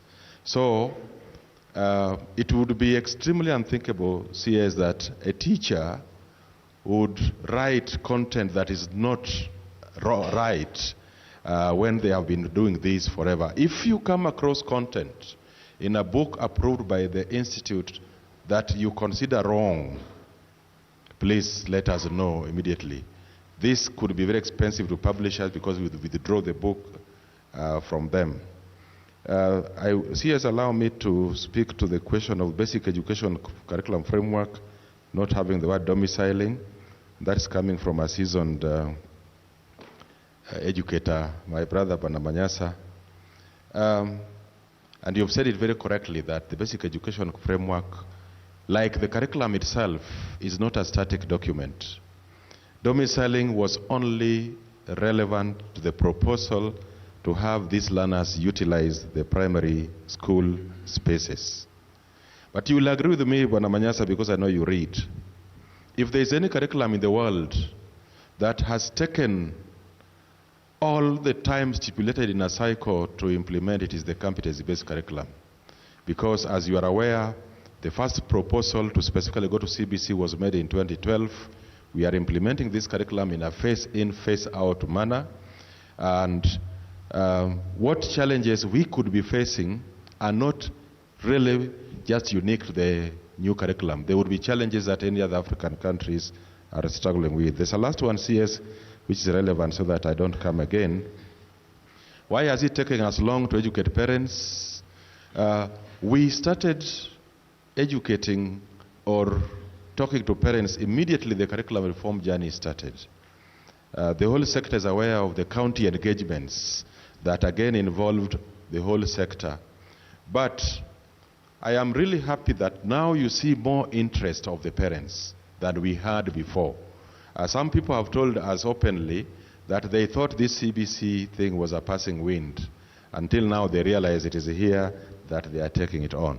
So please continue showing that interest, and I'm even happy that you are here. There's a final one, CS, on rationalization, where they talk about the curriculum designs being too wide to be implemented in a year.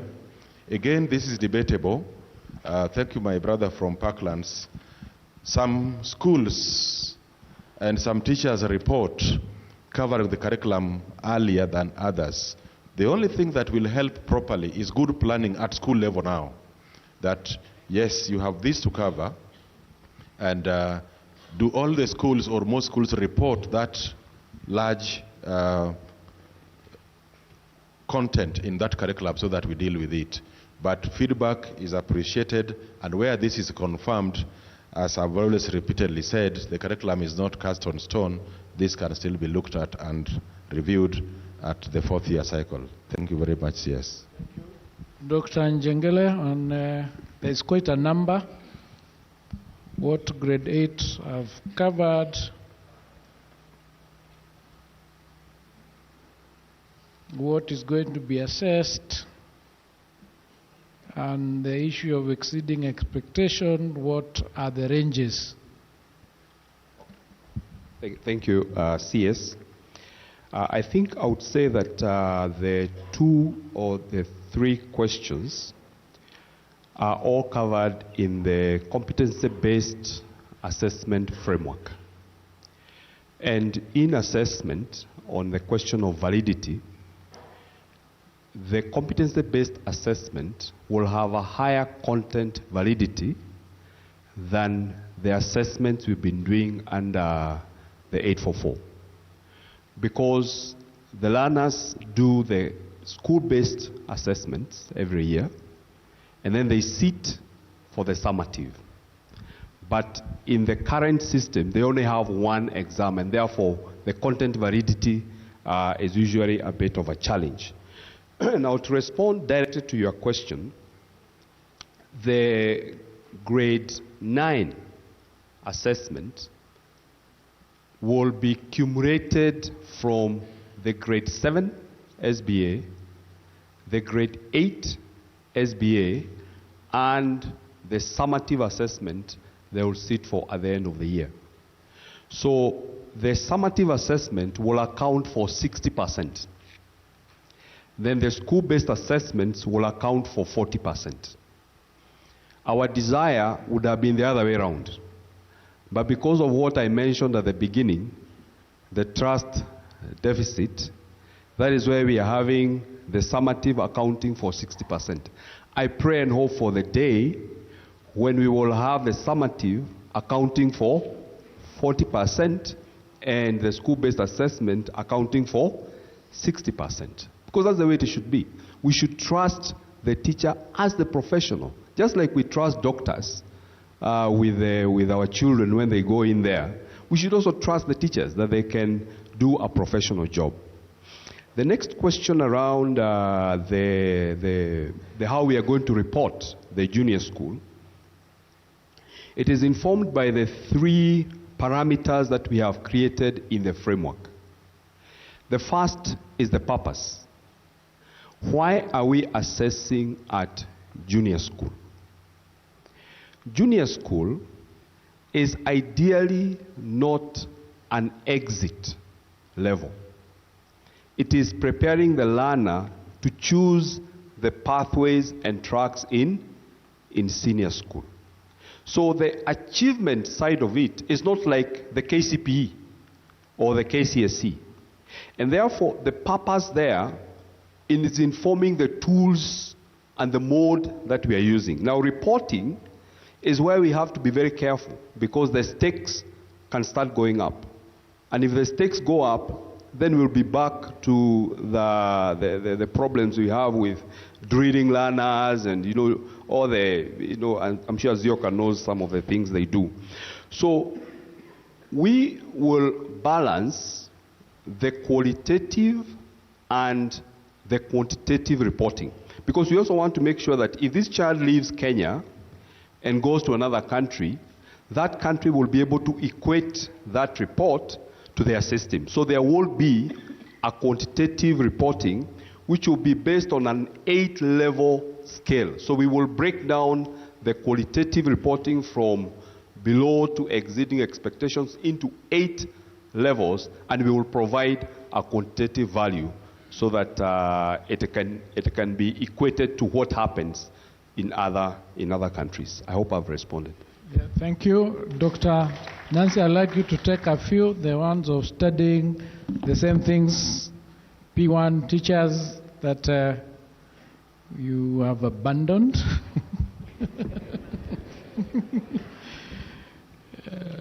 And any other that you recall. Yes, please proceed. Thank you, Waziri. The first one was that we have been training, the retooling we have been doing has been exactly the same thing. This is not true. When volume a bit. Hello? Okay. Yeah, the first one was about the fact that we have been retooling the same thing for 2 years. This is not true. When we started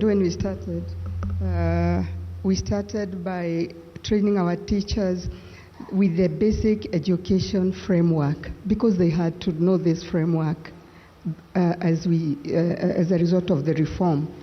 Then we introduced them to the professional documents that were required in the new reform. Then the learning areas at that time generally. Then next, we went to the pedagogical content knowledge, the professional bit.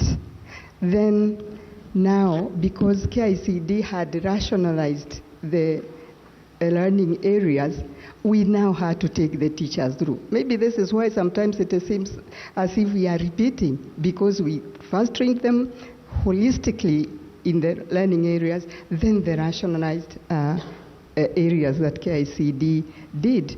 But I think this is the essence of retooling, that you are not retooled once. In fact, we shall, government getting this money and funding us, we will keep retraining. They are like refresher courses, and there is nothing bad about it. But next, which now we did in November 2024, this was again specifically, like I said, to prepare teachers to transition our learners to grade 9, period. So it was very specific.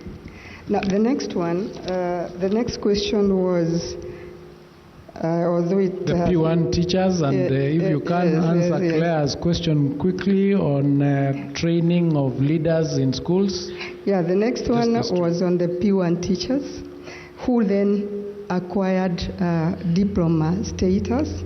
We have not forsaken these teachers as the CSAs. Yeah, we have advertised currently for 8,707 teaching vacancies. Go to our portal right now. We have advertised, and we are saying those people who now got a diploma away from the certificate, in our guidelines, they will get an extra 5 marks, which means they are more advantaged and they will get better marks than maybe the one who has a certificate, the P1. So we have not forsaken them. The second one is about when shall we train teachers, the leaders. Of course, this is in 2025. This is what we are doing, and what we do is that we come up with the content right here at KICD, where our teachers are involved. We work as a multi-sectoral matter, so that it is KICD, NEC, and TSC as the coordinator. So this will be prepared and we shall do it. Thank you. Thank you. Thank you very much. I think our time has run out. We are closing at 9. And there were some questions that were asked by the TV47 team on issues corruption and issues of whether junior school is intended to be a standalone. It is not. It is going to be part and parcel of the primary school. It's domiciled there, but it does not stand alone. The leader will be one. We are working on how that leadership and the qualification is going to be. Number two, on issues corruption is not tolerated in the ministry.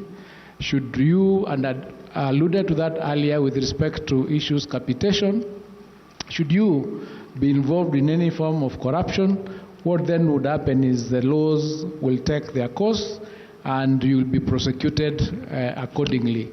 So in terms of corruption, we are doing the auditing. There are other measures that we are putting in place to ensure that this is controlled, including coming up with the new digital platform, the KEMIS, to ensure that everything that is going to be done can be seen in that system, including the numbers of enrollment, the capitation, the schools that we have, how the monies are expended.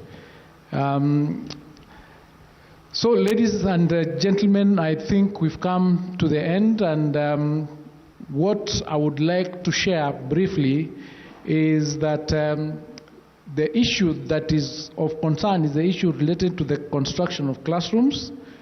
That, as I said earlier, is ongoing, and we are sure that come January 2025, we'll be quite prepared to have the grade 9 transition comfortably. Should there be any challenge, as I indicated, we will be prepared as a team, and you can see we are all putting our heads together to ensure that each and every aspect of that transition is taken care of, and working as a team, we are able to back each other, including, the head teachers of those primary schools who are going to handle this. We are working with them to ensure that they will be able to handle whatever situation that arises at that time.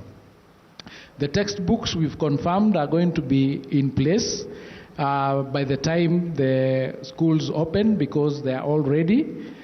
Capitation is going to be provided. In fact, we are working very hard with the Treasury to ensure that capitation is in schools before they open. Whatever percentage, it might not be the 100% of it, but whatever percentage that will be available from Treasury will be there, so that when the schools open, the teachers don't have problems relating to it. In fact, I think even this term 3, capitation was released 2 days before the schools opened, which helped them actually transition very, very easily.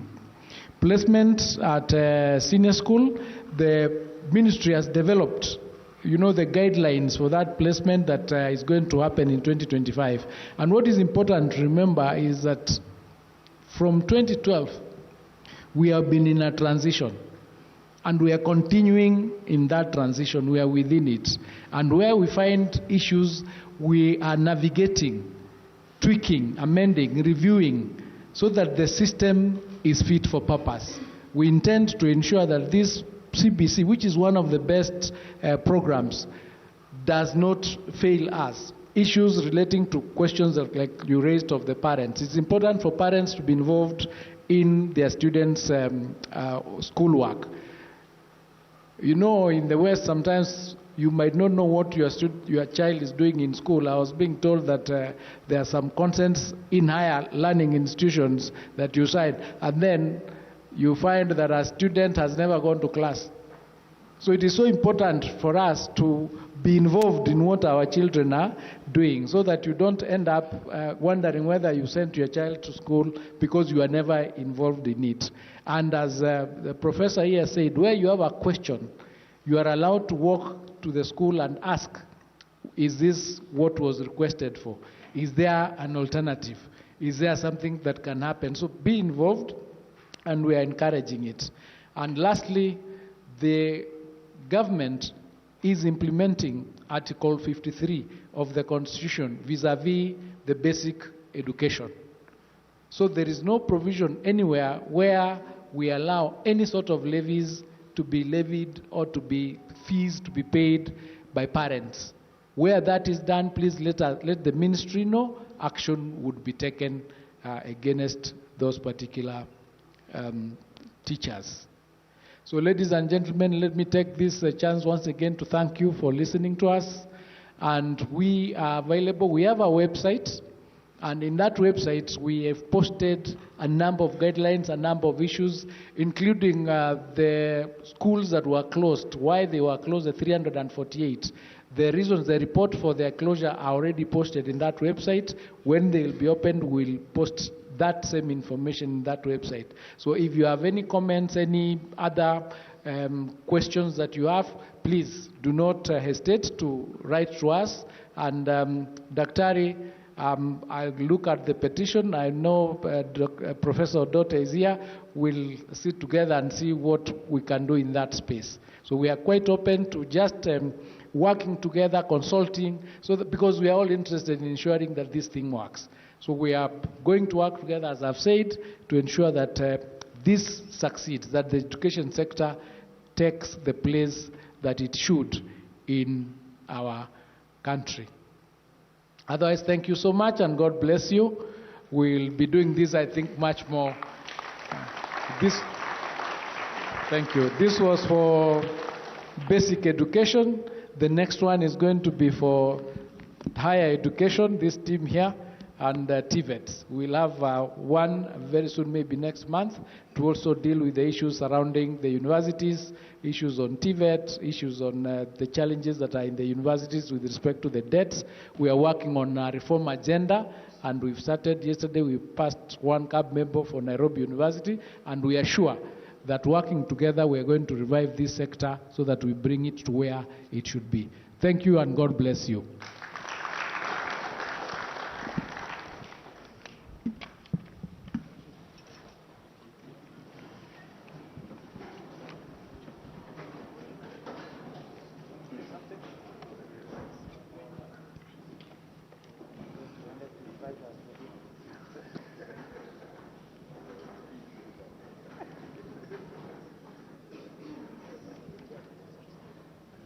Okay, we will have a closing prayer. The prayer will be by Violet Mundia from the Ministry of Education.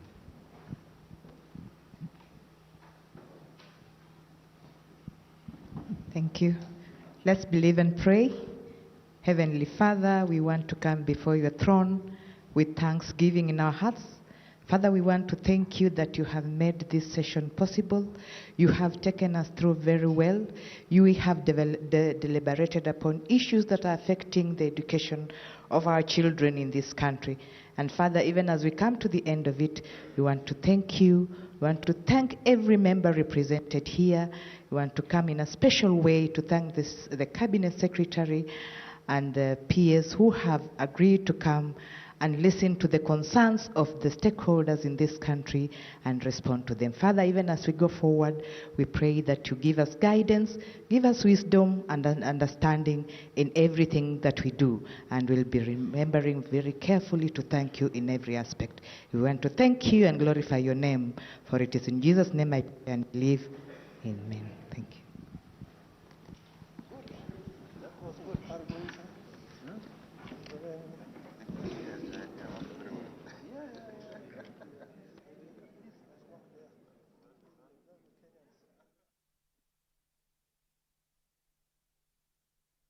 I am at KICD, where CS Education Julius Migos was moderating stakeholders' engagement on the status of implementation of curriculum-based education. Curriculum-based education being the education system, while the CBC is the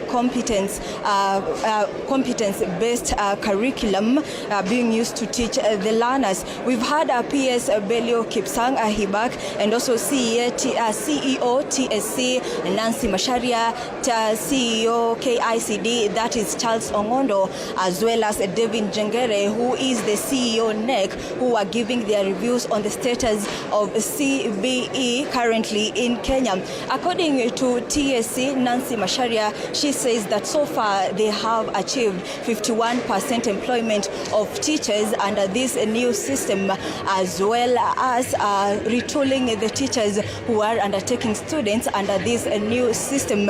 It was an engaging forum to do a review on the CBC system.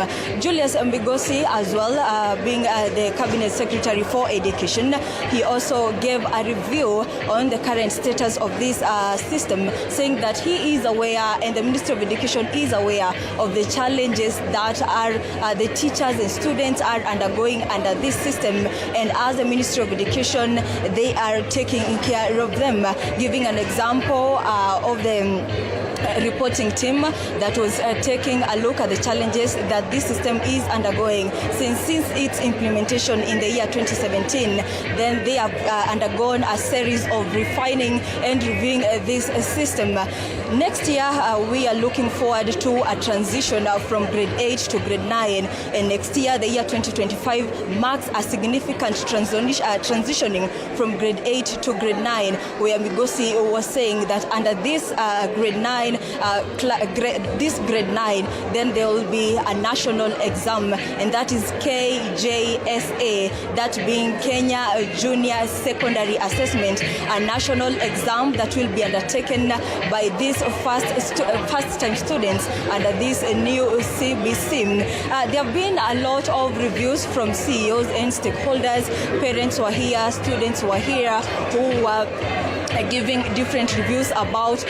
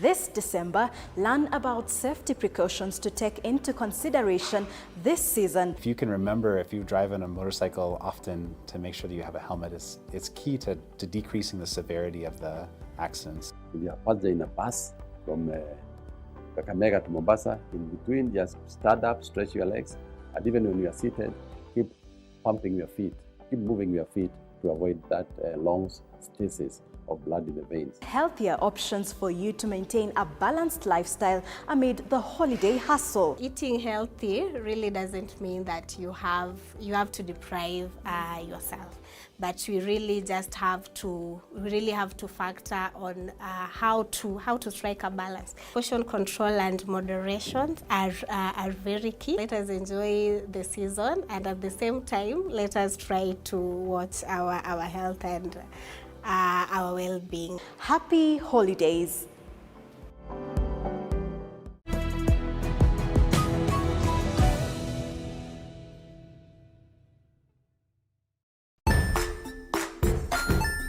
Hey there friends, welcome to Kids on the Block, where fun and imagination come alive. We dive into magical world filled with exciting adventures and awesome friends. What position were you in? I was number 2. What position were you? Number 1. He decided to cross the bridge by his house and look for food on the other side. We're going to do half cup of chocolate chips And the other one, we're going to do half cup of the blueberries. So, grab your imagination hats and get ready to explore with us. Join us every Saturday at 9 a.m. for new friends, amazing stories, and tons of laughter.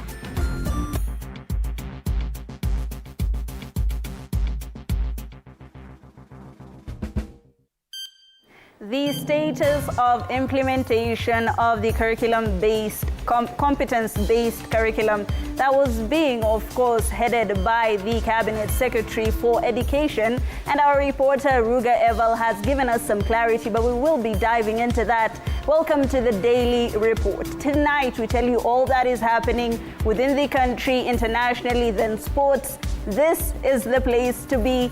Let's have a look at the highlights.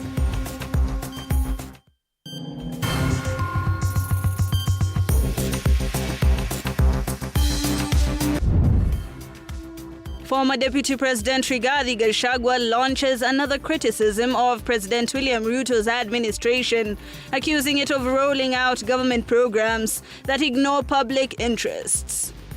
Kama ni chanjo ya ng'ombe, kuja eleza mkulima, si ng'ombe ni yake.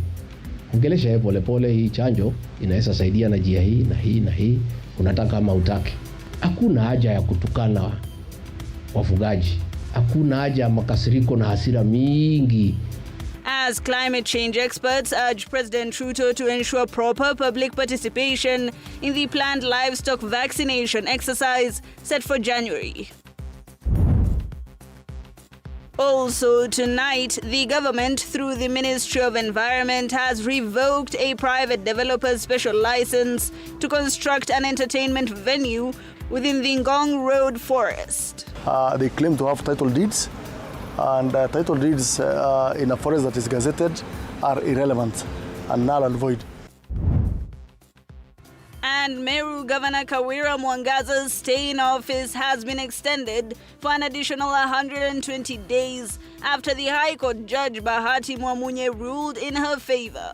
To avoid the question of potentially irreversible and irreparable harm and prejudice, by confirming and extending the interim orders in force for the few more months. All right, thank you so much for joining us once again. My name is Hebak Zaid. On sign language interpretation tonight is Catherine Simalori. To start us off, the government, through the Ministry of Environment, has immediately revoked a private developer's special license to build an entertainment venue inside Ngong Forest. Now, Kenya Forest Services and the National Environment Management Authority have since heeded to the ministry's calls, saying this year has had the authority to revoke an environmental impact assessment license if the licensee violates the conditions of the license. Mike Kagwongo tells us more. Environment Cabinet Secretary Eden Duale has suspended 2 licenses issued to Karura Golf Range Limited for the construction of a golf range, restaurant and a mini golf park in Ngong Road Forest, Nairobi County. In his statement, the CS instructed the license ensures National Environment Management Authority NEMA and Kenya Forest Service KFS to provide a comprehensive brief on the subject within 72 hours. Speaking at the Ngong Road Forest Sanctuary Wednesday afternoon, Chief Conservator of Forests Alex Lemal Koko said the Environment CS has the authority to alter or gazette boundaries, welcoming CS Duale's request to revoke the licenses. Basically, it is true that there is a specialist license that was issued on an area that is in itself is within the Kenya pipeline where we live, where we have the pipeline down there, and that matter is already being handled by the CS. The Cabinet Secretary can revoke an environmental impact assessment license if the license violates the conditions of the license or the project possesses an environmental threat. The CS can also get views from agencies before the revocation. In fact, unless a forest has been, the boundaries have been altered by the Cabinet Secretary, who is empowered by the law, the forest cannot be degazetted on the basis that there's a title deed that has been issued. Meanwhile, Green Africa Group chairperson and conservationist Dr. Isaac Kalua Green has called for the immediate overhaul of the leadership at Kenya Forest Services, saying they have failed to protect the country's forests. Kalua pointing out an alleged rampant behavior among some officials in the board of Kenya Forest Service in the wake of reports of excisions of sections of the forest to either build roads or set up golf courses. First, stop.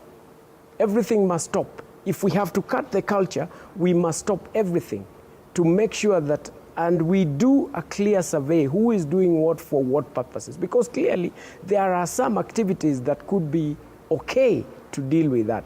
Nurseries that we were supposed to produce, there is a dam, there is everything else. The chief conservator of forest warned individuals and companies suspected to stage a plot to grab the more than 680 hectares of land, highlighting government's plan to fence off the area under a collaboration with I&M Bank in efforts to secure a sanctuary block. The fencing means we are preventing those would-be grabbers or people who claim.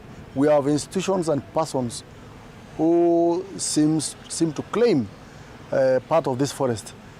They claim to have title deeds, and title deeds in a forest that is gazetted are irrelevant and null and void. The ministry directed KFS to refrain from issuing any additional special licenses, saying an audit of all licenses previously issued will be conducted in due course to ensure transparency and accountability. Mike Kagwango, TV47, Nairobi. All right. Experts on climate change have urged President William Ruto to ensure proper public participation ahead of the planned livestock vaccination exercise scheduled for January. They warned that honoring key procedures could negatively impact livestock health. This comes amid widespread rejection of the initiative by Kenyans, particularly among pastoralist communities, who fear potential risks to their animals. We're talking about mitigation, greenhouse emissions, methane, or we are talking about adaptation because it is our priority as a country. The livestock vaccination campaign spearheaded by President William Ruto continues to face mixed reactions, resistance from various sectors, with the issue being a key topic at Wednesday's Editors Guild luncheon, which focused on climate change and financing. Climate change experts arguing that the government should prioritize helping pastoral communities adapt to climate change rather than focusing on livestock vaccination. We know my cow will not die even if it is not vaccinated. I know that. They have not died all that time. So what is the priority? Is it vaccinating them or giving that money to FLOCA so that it can increase the share to these counties which need that money? So that's my position. It is my personal position, but we are really worried. Let us, if it is good, let us create awareness. However, while defending the government's stance, Kenya's Special Climate Envoy Ambassador Ali Mohammed has emphasized that the vaccination exercise should be treated as a vital initiative. The experts shared their views during the Editors Guild luncheon, where journalists were encouraged to educate Kenyans about climate change and its impact on both the population and the environment. I don't understand the politics of it, but vaccination, whether it's for human or for wildlife or for animals, I think it we've been doing. I have been vaccinated myself as a child. I have vaccinated all my children, and I'm sure all of you have been vaccinated. And it's important that we adapt and accept the technologies that are available. Don't shy away from sharing the truth about it. Because from our poor village in Bungoma, I have 3, unlike Nithika was 5. I have 3, and I'm reluctant to do what? To vaccinate them. On Tuesday, President William Ruto challenged those opposed to the exercise, urging them to present alternative solutions for how the program should proceed. How do they intend to get rid or to do disease control? If it is not vaccination, what is their alternative plan? They should tell us. Badala ya kutuambia mambo ya sijui hiyo maneno imesemekana hapo. Later in the evening, the Kenya Veterinary Association, however, presented recommendations to President William Ruto, urging the government to postpone the vaccination campaign. The association calling for more time to educate the public and address concerns raised by Kenyans. The association says that before the campaign begins, the government should adopt a risk-based approach, prioritizing diseases that are endemic to specific areas rather than conducting blanket vaccinations for diseases that may not be a major issue in certain regions. It also proposed that the government should impose stakeholders' engagement, ensuring that all parties involved, including veterinary professionals, farmers and local leaders, be part of the process.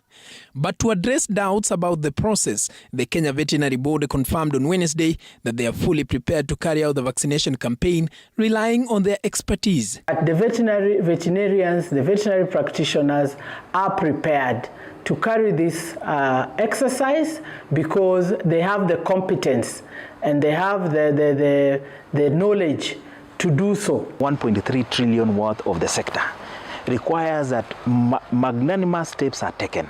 Botswana, for example, the government of Botswana took the mandate to ensure that all animals are vaccinated in Botswana. Paul Kirobi, TV47, Nairobi. Thank you, Kirobi. Now, former Deputy President Rigathi Gachagua has launched yet another attack on President William Ruto's administration, accusing it of rolling out government programs that disregard public interests. While addressing residents in Makueni, Gachagua took issue with the state-backed livestock vaccination campaign, describing it as an imposition on Kenyans. He alleged that the government is advancing unpopular policies against the will of the people. Gachagua also hinted at plans to form a strong alliance with Wiper leader Kalonzo Musyoka, setting the stage for a potential political showdown in 2027 general election. Si wamevura kichwa?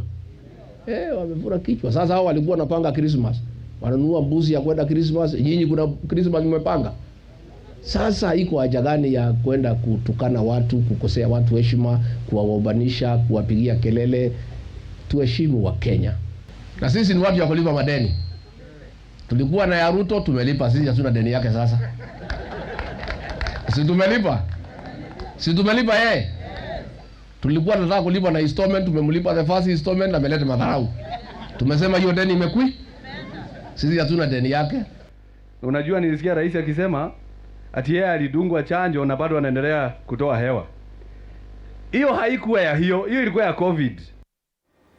And Meru Governor Kawira Mwangaza has secured a temporary stay in office for an additional 120 days. High Court Judge Bahati Mwamuye ruled in favor of Mwangaza's application, offering her a reprieve amid her ongoing impeachment battle in August. The Senate upheld all 3 charges against her following her impeachment by the Meru County Assembly. Our reporter, William Moige, with the details. Embattled Meru Governor Kawira Mwangaza can breathe a sigh of relief after the High Court confirmed orders blocking her ouster by the Meru County Assembly and upheld by the Senate. Sitting at the Milimani Law Courts, Justice Bahati Mwamuye ruled that Kawira's application had met the threshold required for the extension of the orders blocking the Senate's decision to impeach her. It is clear to my mind that the respondent and also the Senate have no real or significant prejudice that they would suffer if the interim orders were confirmed and extended, pending the hearing and determination of the petition. The Senate had asked the court to set aside the orders submitting. It had far-reaching implications that encroach on the Senate's mandate, where Kawira was also faulted for suing the wrong party, with the Senate saying she ought to have sued the Senate and not the Speaker. Mwamuye ruled some of the issues raised will be dealt with during the main hearing of the matter. Be more prudent and just to avoid the question of potentially irreversible and irreparable harm and prejudice by confirming and extending the interim orders in force for the few more months that it would take the High Court, as the first court seized with the questions raised in the petition and thus the trial court, to hear and determine the dispute herein substantively. Mwangaza unsuccessfully fought her third impeachment on August after a contentious late-night voting session at the Senate that confirmed all 3 charges against her. Mwagi William, TV47. Hundreds of Kenyans converged on the Kabete National Polytechnic today, hoping to secure a spot among the 10,000 employment opportunities in Qatar announced by the government. According to Labour Cabinet Secretary Alfred Mutua, the jobs are as a result of a partnership between Kenya and a Qatar-based company. However, as Samir Mohammed reports, many applicants have raised concerns about the recruitment process, citing issues of transparency and gender inequality. At the Kabete National Polytechnic today, the harsh reality of the country's high unemployment rate became evident as eager candidates waiting for a chance to secure employment abroad form a long queue, all of them clutching on their resume as they prepare for the interview that could potentially change their lives. Despite the Ministry of Labour announcing 10,000 job opportunities for Kenyans in Qatar and the United Arab Emirates, a number of job seekers faulted the process for lack of transparency. The process is not very transparent because you are here, you are filling forms. Immediately after you fill forms, you go for an interview.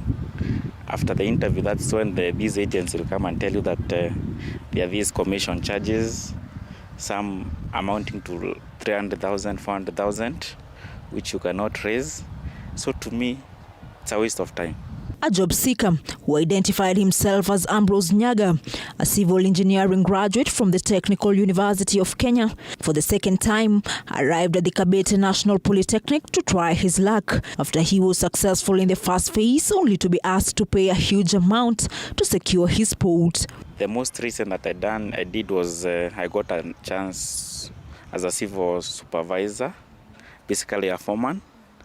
After the competitive interview, that is when I was requested to pay the charges. That's why I'm here today, to try my luck. And if they bring the issue of charges again, I'll just run away. And it was a totally different story for female job seekers, as upon arriving, they were met with disappointment after being rejected by the recruiters who informed them that the hiring company was not looking to hire female workers, a decision that stirred a lot of emotions among them. I'm disappointed because nimetoka mbali, nimekuja, and I was told and I was here early, so I was expecting something for me. So kufika kuambiwa it's just for men, na unaambiwa kuna makazi gava inatafutia everyone, it's disappointing. These are a number of job seekers who secured themselves a spot could not contain their excitement as they urged the government to keep their promise and ensure that they are not charged any extra amount as promised. We really hope that CS venye alisema ni pesa tu ya medical pekee, kusikue na other charges. Juu wenyewe hata sahi hakuna pesa. Samira Mohammed for TV47 Nairobi. Quite disheartening. Thank you, Samira. Kirinyaga County Governor Anne Waiguru has reassured residents of the county's readiness to handle any potential disruption in its healthcare system. Speaking on the matter, Waiguru emphasized that the county is not facing challenges with its medical practitioners. She explained the ongoing efforts to expand and strengthen the healthcare workforce to meet the demands of the growing number of medical facilities. Anne Odida tells us more.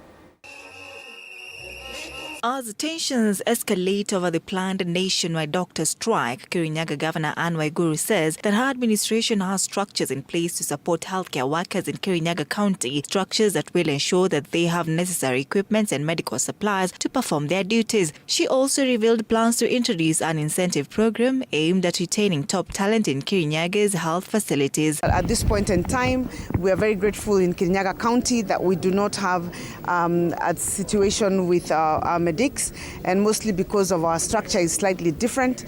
However, as you have heard, we are increasing the number of medical practitioners working in the county because of our increased level of facilities. We have instituted the FIF to enable our facilities to work better. The governor's remarks come against the backdrop of a looming crisis in the healthcare sector. The Kenya Medical Practitioners, Pharmacists and Dentists Union KMPDU has mentioned that its members will not back down from the planned strike scheduled for December 22nd unless the government sticks to the 2017 Collective Bargaining Agreement, CBA.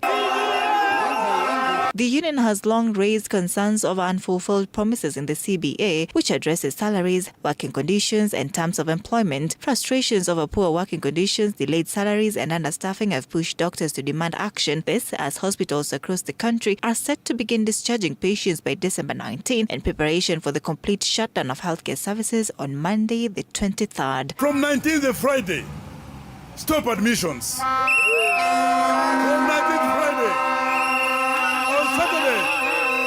on Saturday, begin discharge patient. The impending strike threatens to cripple the healthcare sector nationwide, marking the second major disruption this year following a 56-day doctor strike that ended in May. Ann Odida, TV47. Thank you, Anne. And on that note, let's take a very short breather. When we come back, more news. Don't go too far.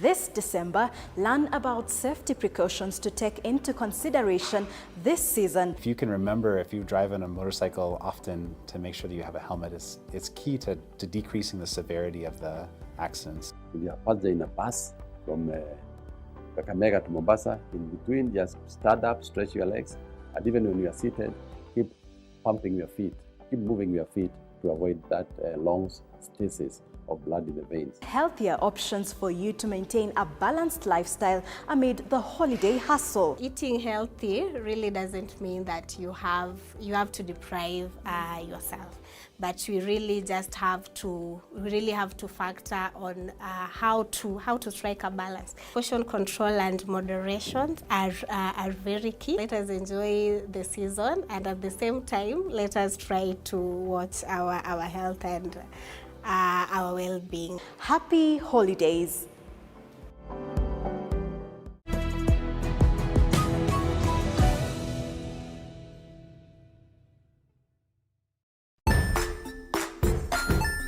Hey there friends, welcome to Kids on the Block, where fun and imagination come alive. We dive into magical world filled with exciting adventures and awesome friends. What position were you in? I was number 2. What position were you? Number 1. He decided to cross the bridge by his house and look for food on the other side. We're going to do half cup of chocolate chips, and the other one, we're going to do half cup of the blueberries. So, grab your imagination hats and get ready to explore with us. Join us every Saturday at 9 a.m. for new friends, amazing stories, and tons of laughter.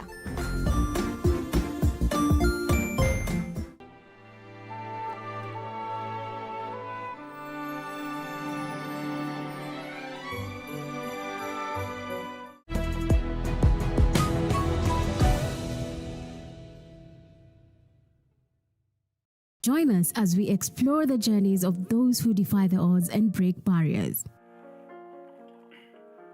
We dive deep into the stories of triumph. Sometimes when parenting a child with a special need or whatever disability, family life becomes a bit complicated and you may end up raising the child on your own. Here, we inspire. I have a farm which one we showcase with other dyslexic youths and autism how to farm. Motivate. It's never easy, but what we do, the best thing is to work with another parent who has an elder child than yours. And break through the barriers one story at a time. Push your boundaries beyond the limit. Saturdays at 8 p.m.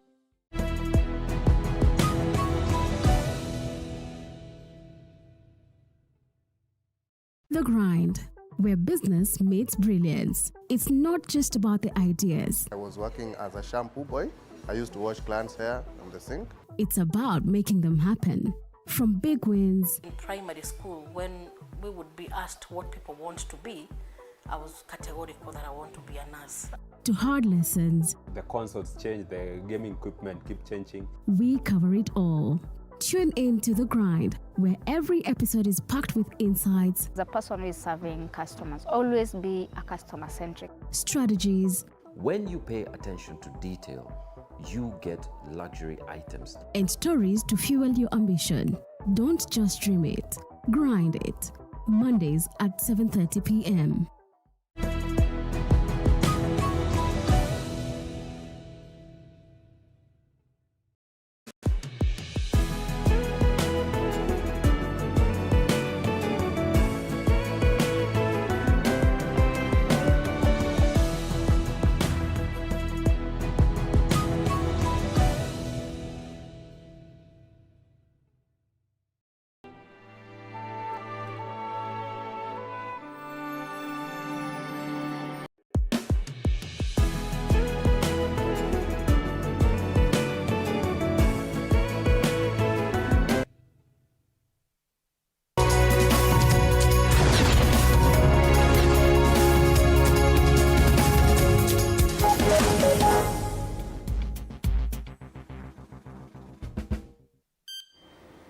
All right, welcome back to the Daily Report.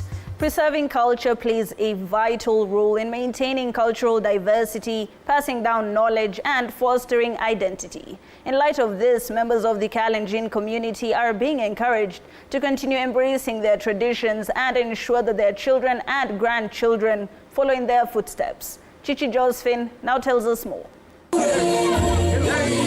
Amid concerns and fears over gradual erosion of the Kalenjin traditions that are drastically being overshadowed by the Western culture, a call has been made to the community to remain firm in teaching the young ones how to embrace and follow the ways of their tribe. Speaking in Kimasian, Kipkelion East, Kericho County, during a ceremony to welcome boys returning from an initiation rite of passage, KICD, the Member of Parliament David Pikosing, encouraged the community as well as those living abroad to preserve their cultural practices as a way of preserving and amplifying their indigenous knowledge. So we are encouraging our young people, tumeongelesha hawa, tumesema wachana na nyumbani, waje tuanzie Nairobi na kuingia London na America. Na watu wasimame huko viti, tuliahidi. Kuna mkisi alipita America na tukacelebrate during Jamhuri Day. Let's continue, regardless of how far education your children go, that the Kalenjin tradition goes on. At the same time, those living abroad were also encouraged to follow and respect the tribe's cultural practices by mainly bringing their sons back home for the rites of passage processes as well as going through the curriculum to learn the cultural values of the Kalenjin community. Culture wins. And that is what has happened. Culture has won. I am so happy that we will take this globally. The boys were among the 100 boys who underwent circumcision in Karen, Nairobi, with the ceremony bringing together boys from all Kalenjin sub-tribes. Chichi Josephine, TV47. Thank you, Chichi. In response to the alarming rise in gender-based violence and femicide cases, Deputy President Kithure Kindiki convened a consultative meeting with various stakeholders. The meeting focused on implementing a cabinet resolution to establish a task force aimed at addressing the crisis. The task force will work to develop comprehensive strategies that engage communities, identify gaps in law enforcement, and addresses the root causes of the violent acts. Given each one of us to serve our country, various capacities.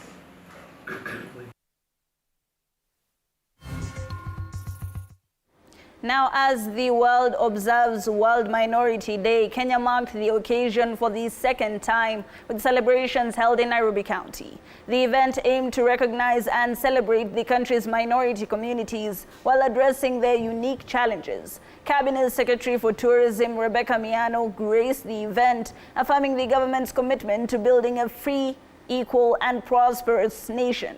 Meanwhile, government officials called on minority groups to list their grievances for resolution and urged them to prioritize education and abandon harmful traditional practices.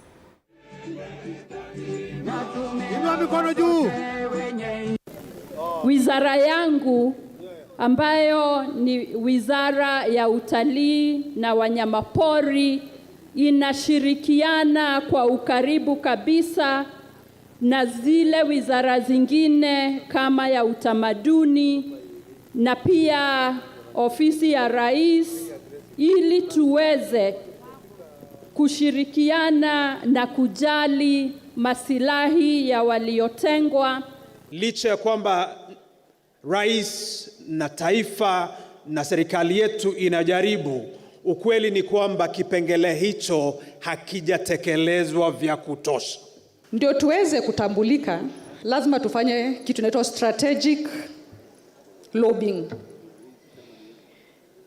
Lazima tujumuike na hizo kabila zingine kubwa kubwa, tupitie hapo katikati mpaka tuweze kufika mahali tutaka kufika. Na rais amesema tufanye mwaka huu, tujipange kidogo. Si mnajua yeye ni ile mtu ya kujipanga, watu wajipange.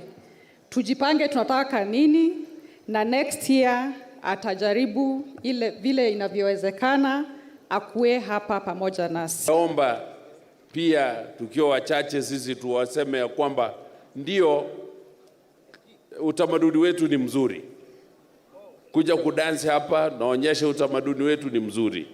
Lakini ingine kama FGM ile ya kutahiri wasichana, hiyo si nzuri kamwe.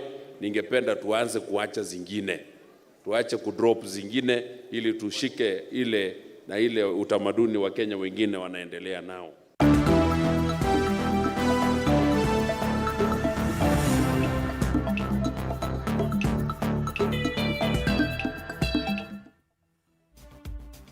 All right, now let's make sense of shillings and cents in the world of business. Agriculture Principal Secretary Dr. Kiprono Rono is now advocating for farmers with big parcels of land to partake in wheat cultivation to make up for gaps presented in the national food basket. This, he says, will reduce over-reliance on importation and reliance on other countries for the grain.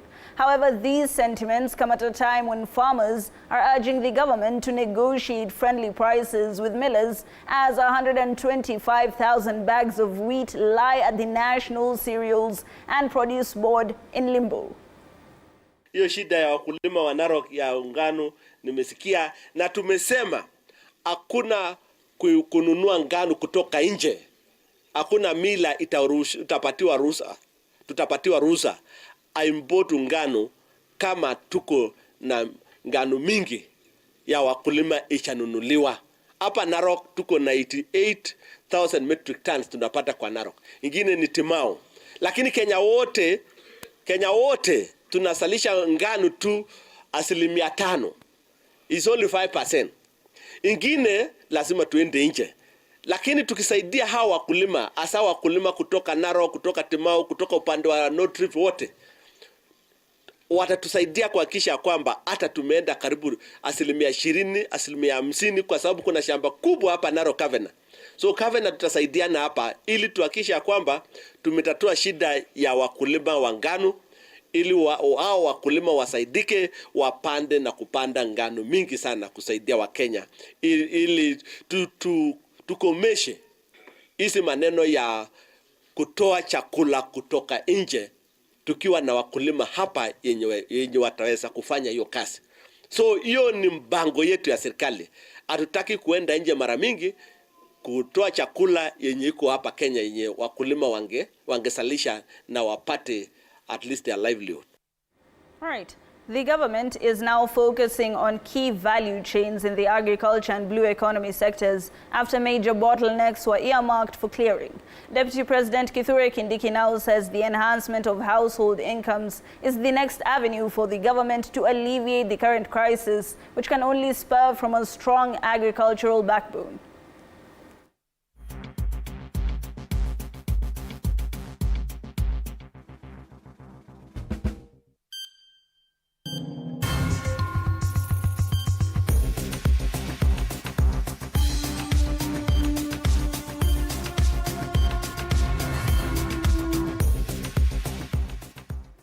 right, now let's get sporty.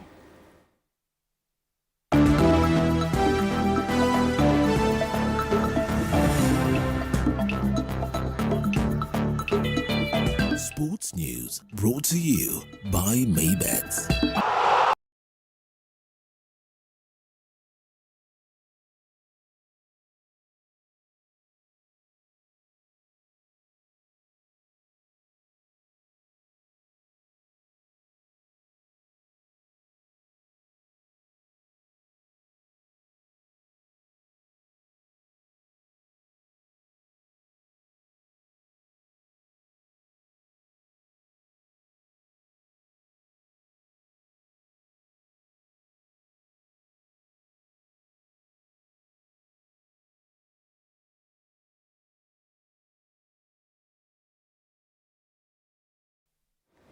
All right.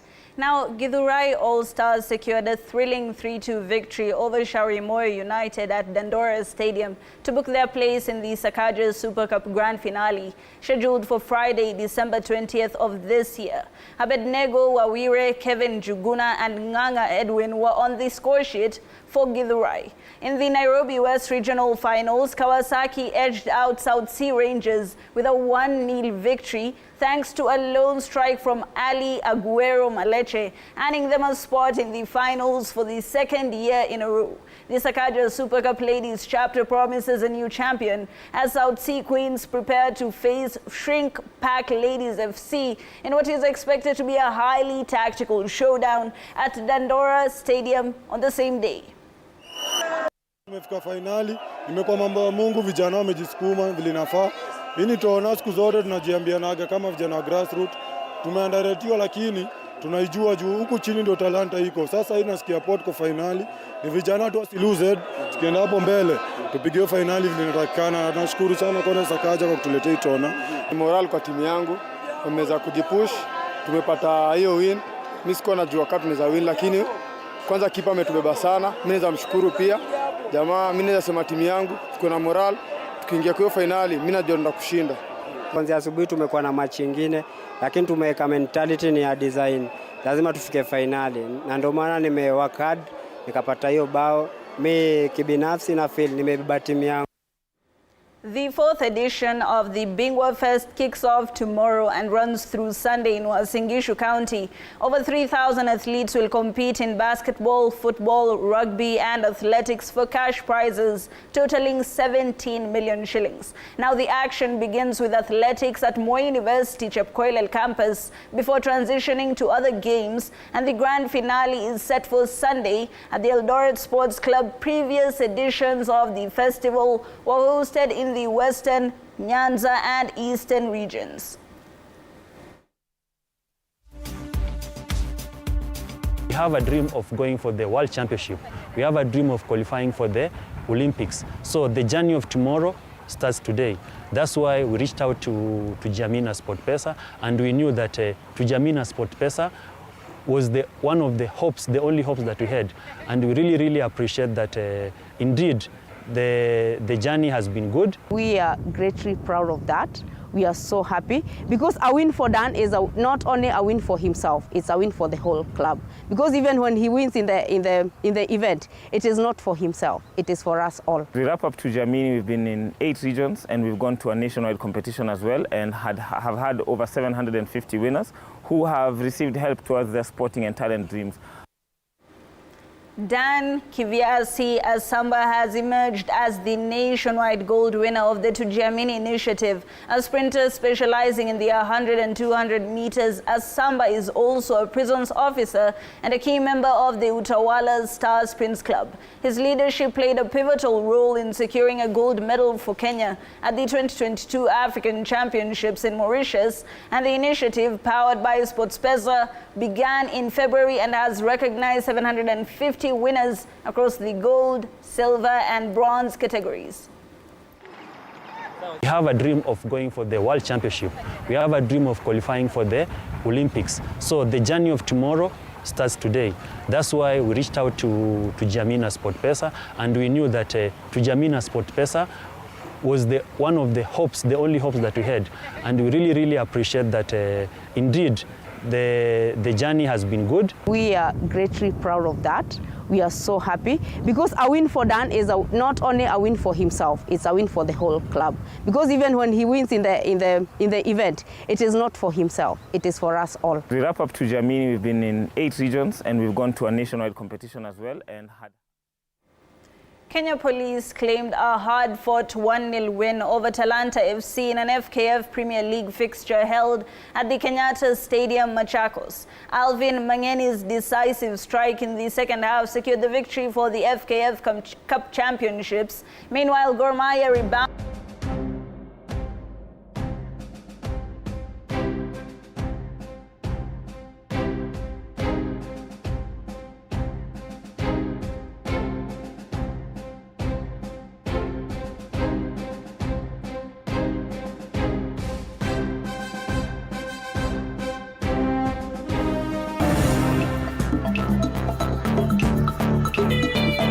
Sports News brought to you by Maybets.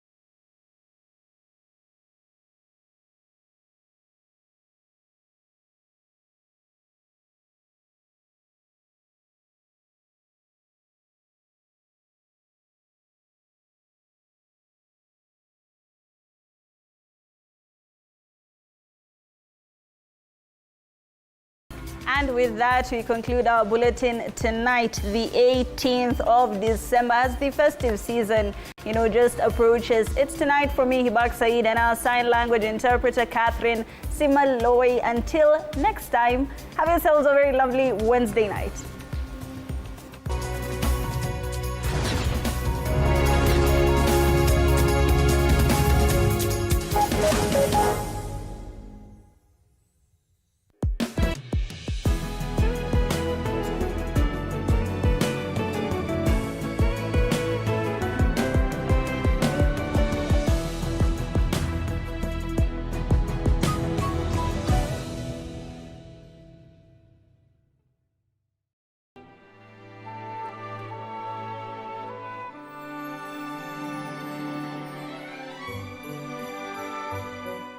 This December, learn about safety precautions to take into consideration this season. If you can remember, if you drive on a motorcycle often, to make sure that you have a helmet, it's key to decreasing the severity of the accidents. If you are in a bus from Kakamega to Mombasa, in between, just stand up, stretch your legs, and even when you are seated, keep pumping your feet, keep moving your feet to avoid that long stasis of blood in the veins. Healthier options for you to maintain a balanced lifestyle amid the holiday hustle. Eating healthy really doesn't mean that you have to deprive yourself, but we really just have to factor on how to strike a balance. Portion control and moderation are very key. Let us enjoy the season, and at the same time, let us try to watch our health and our well-being. Happy holidays.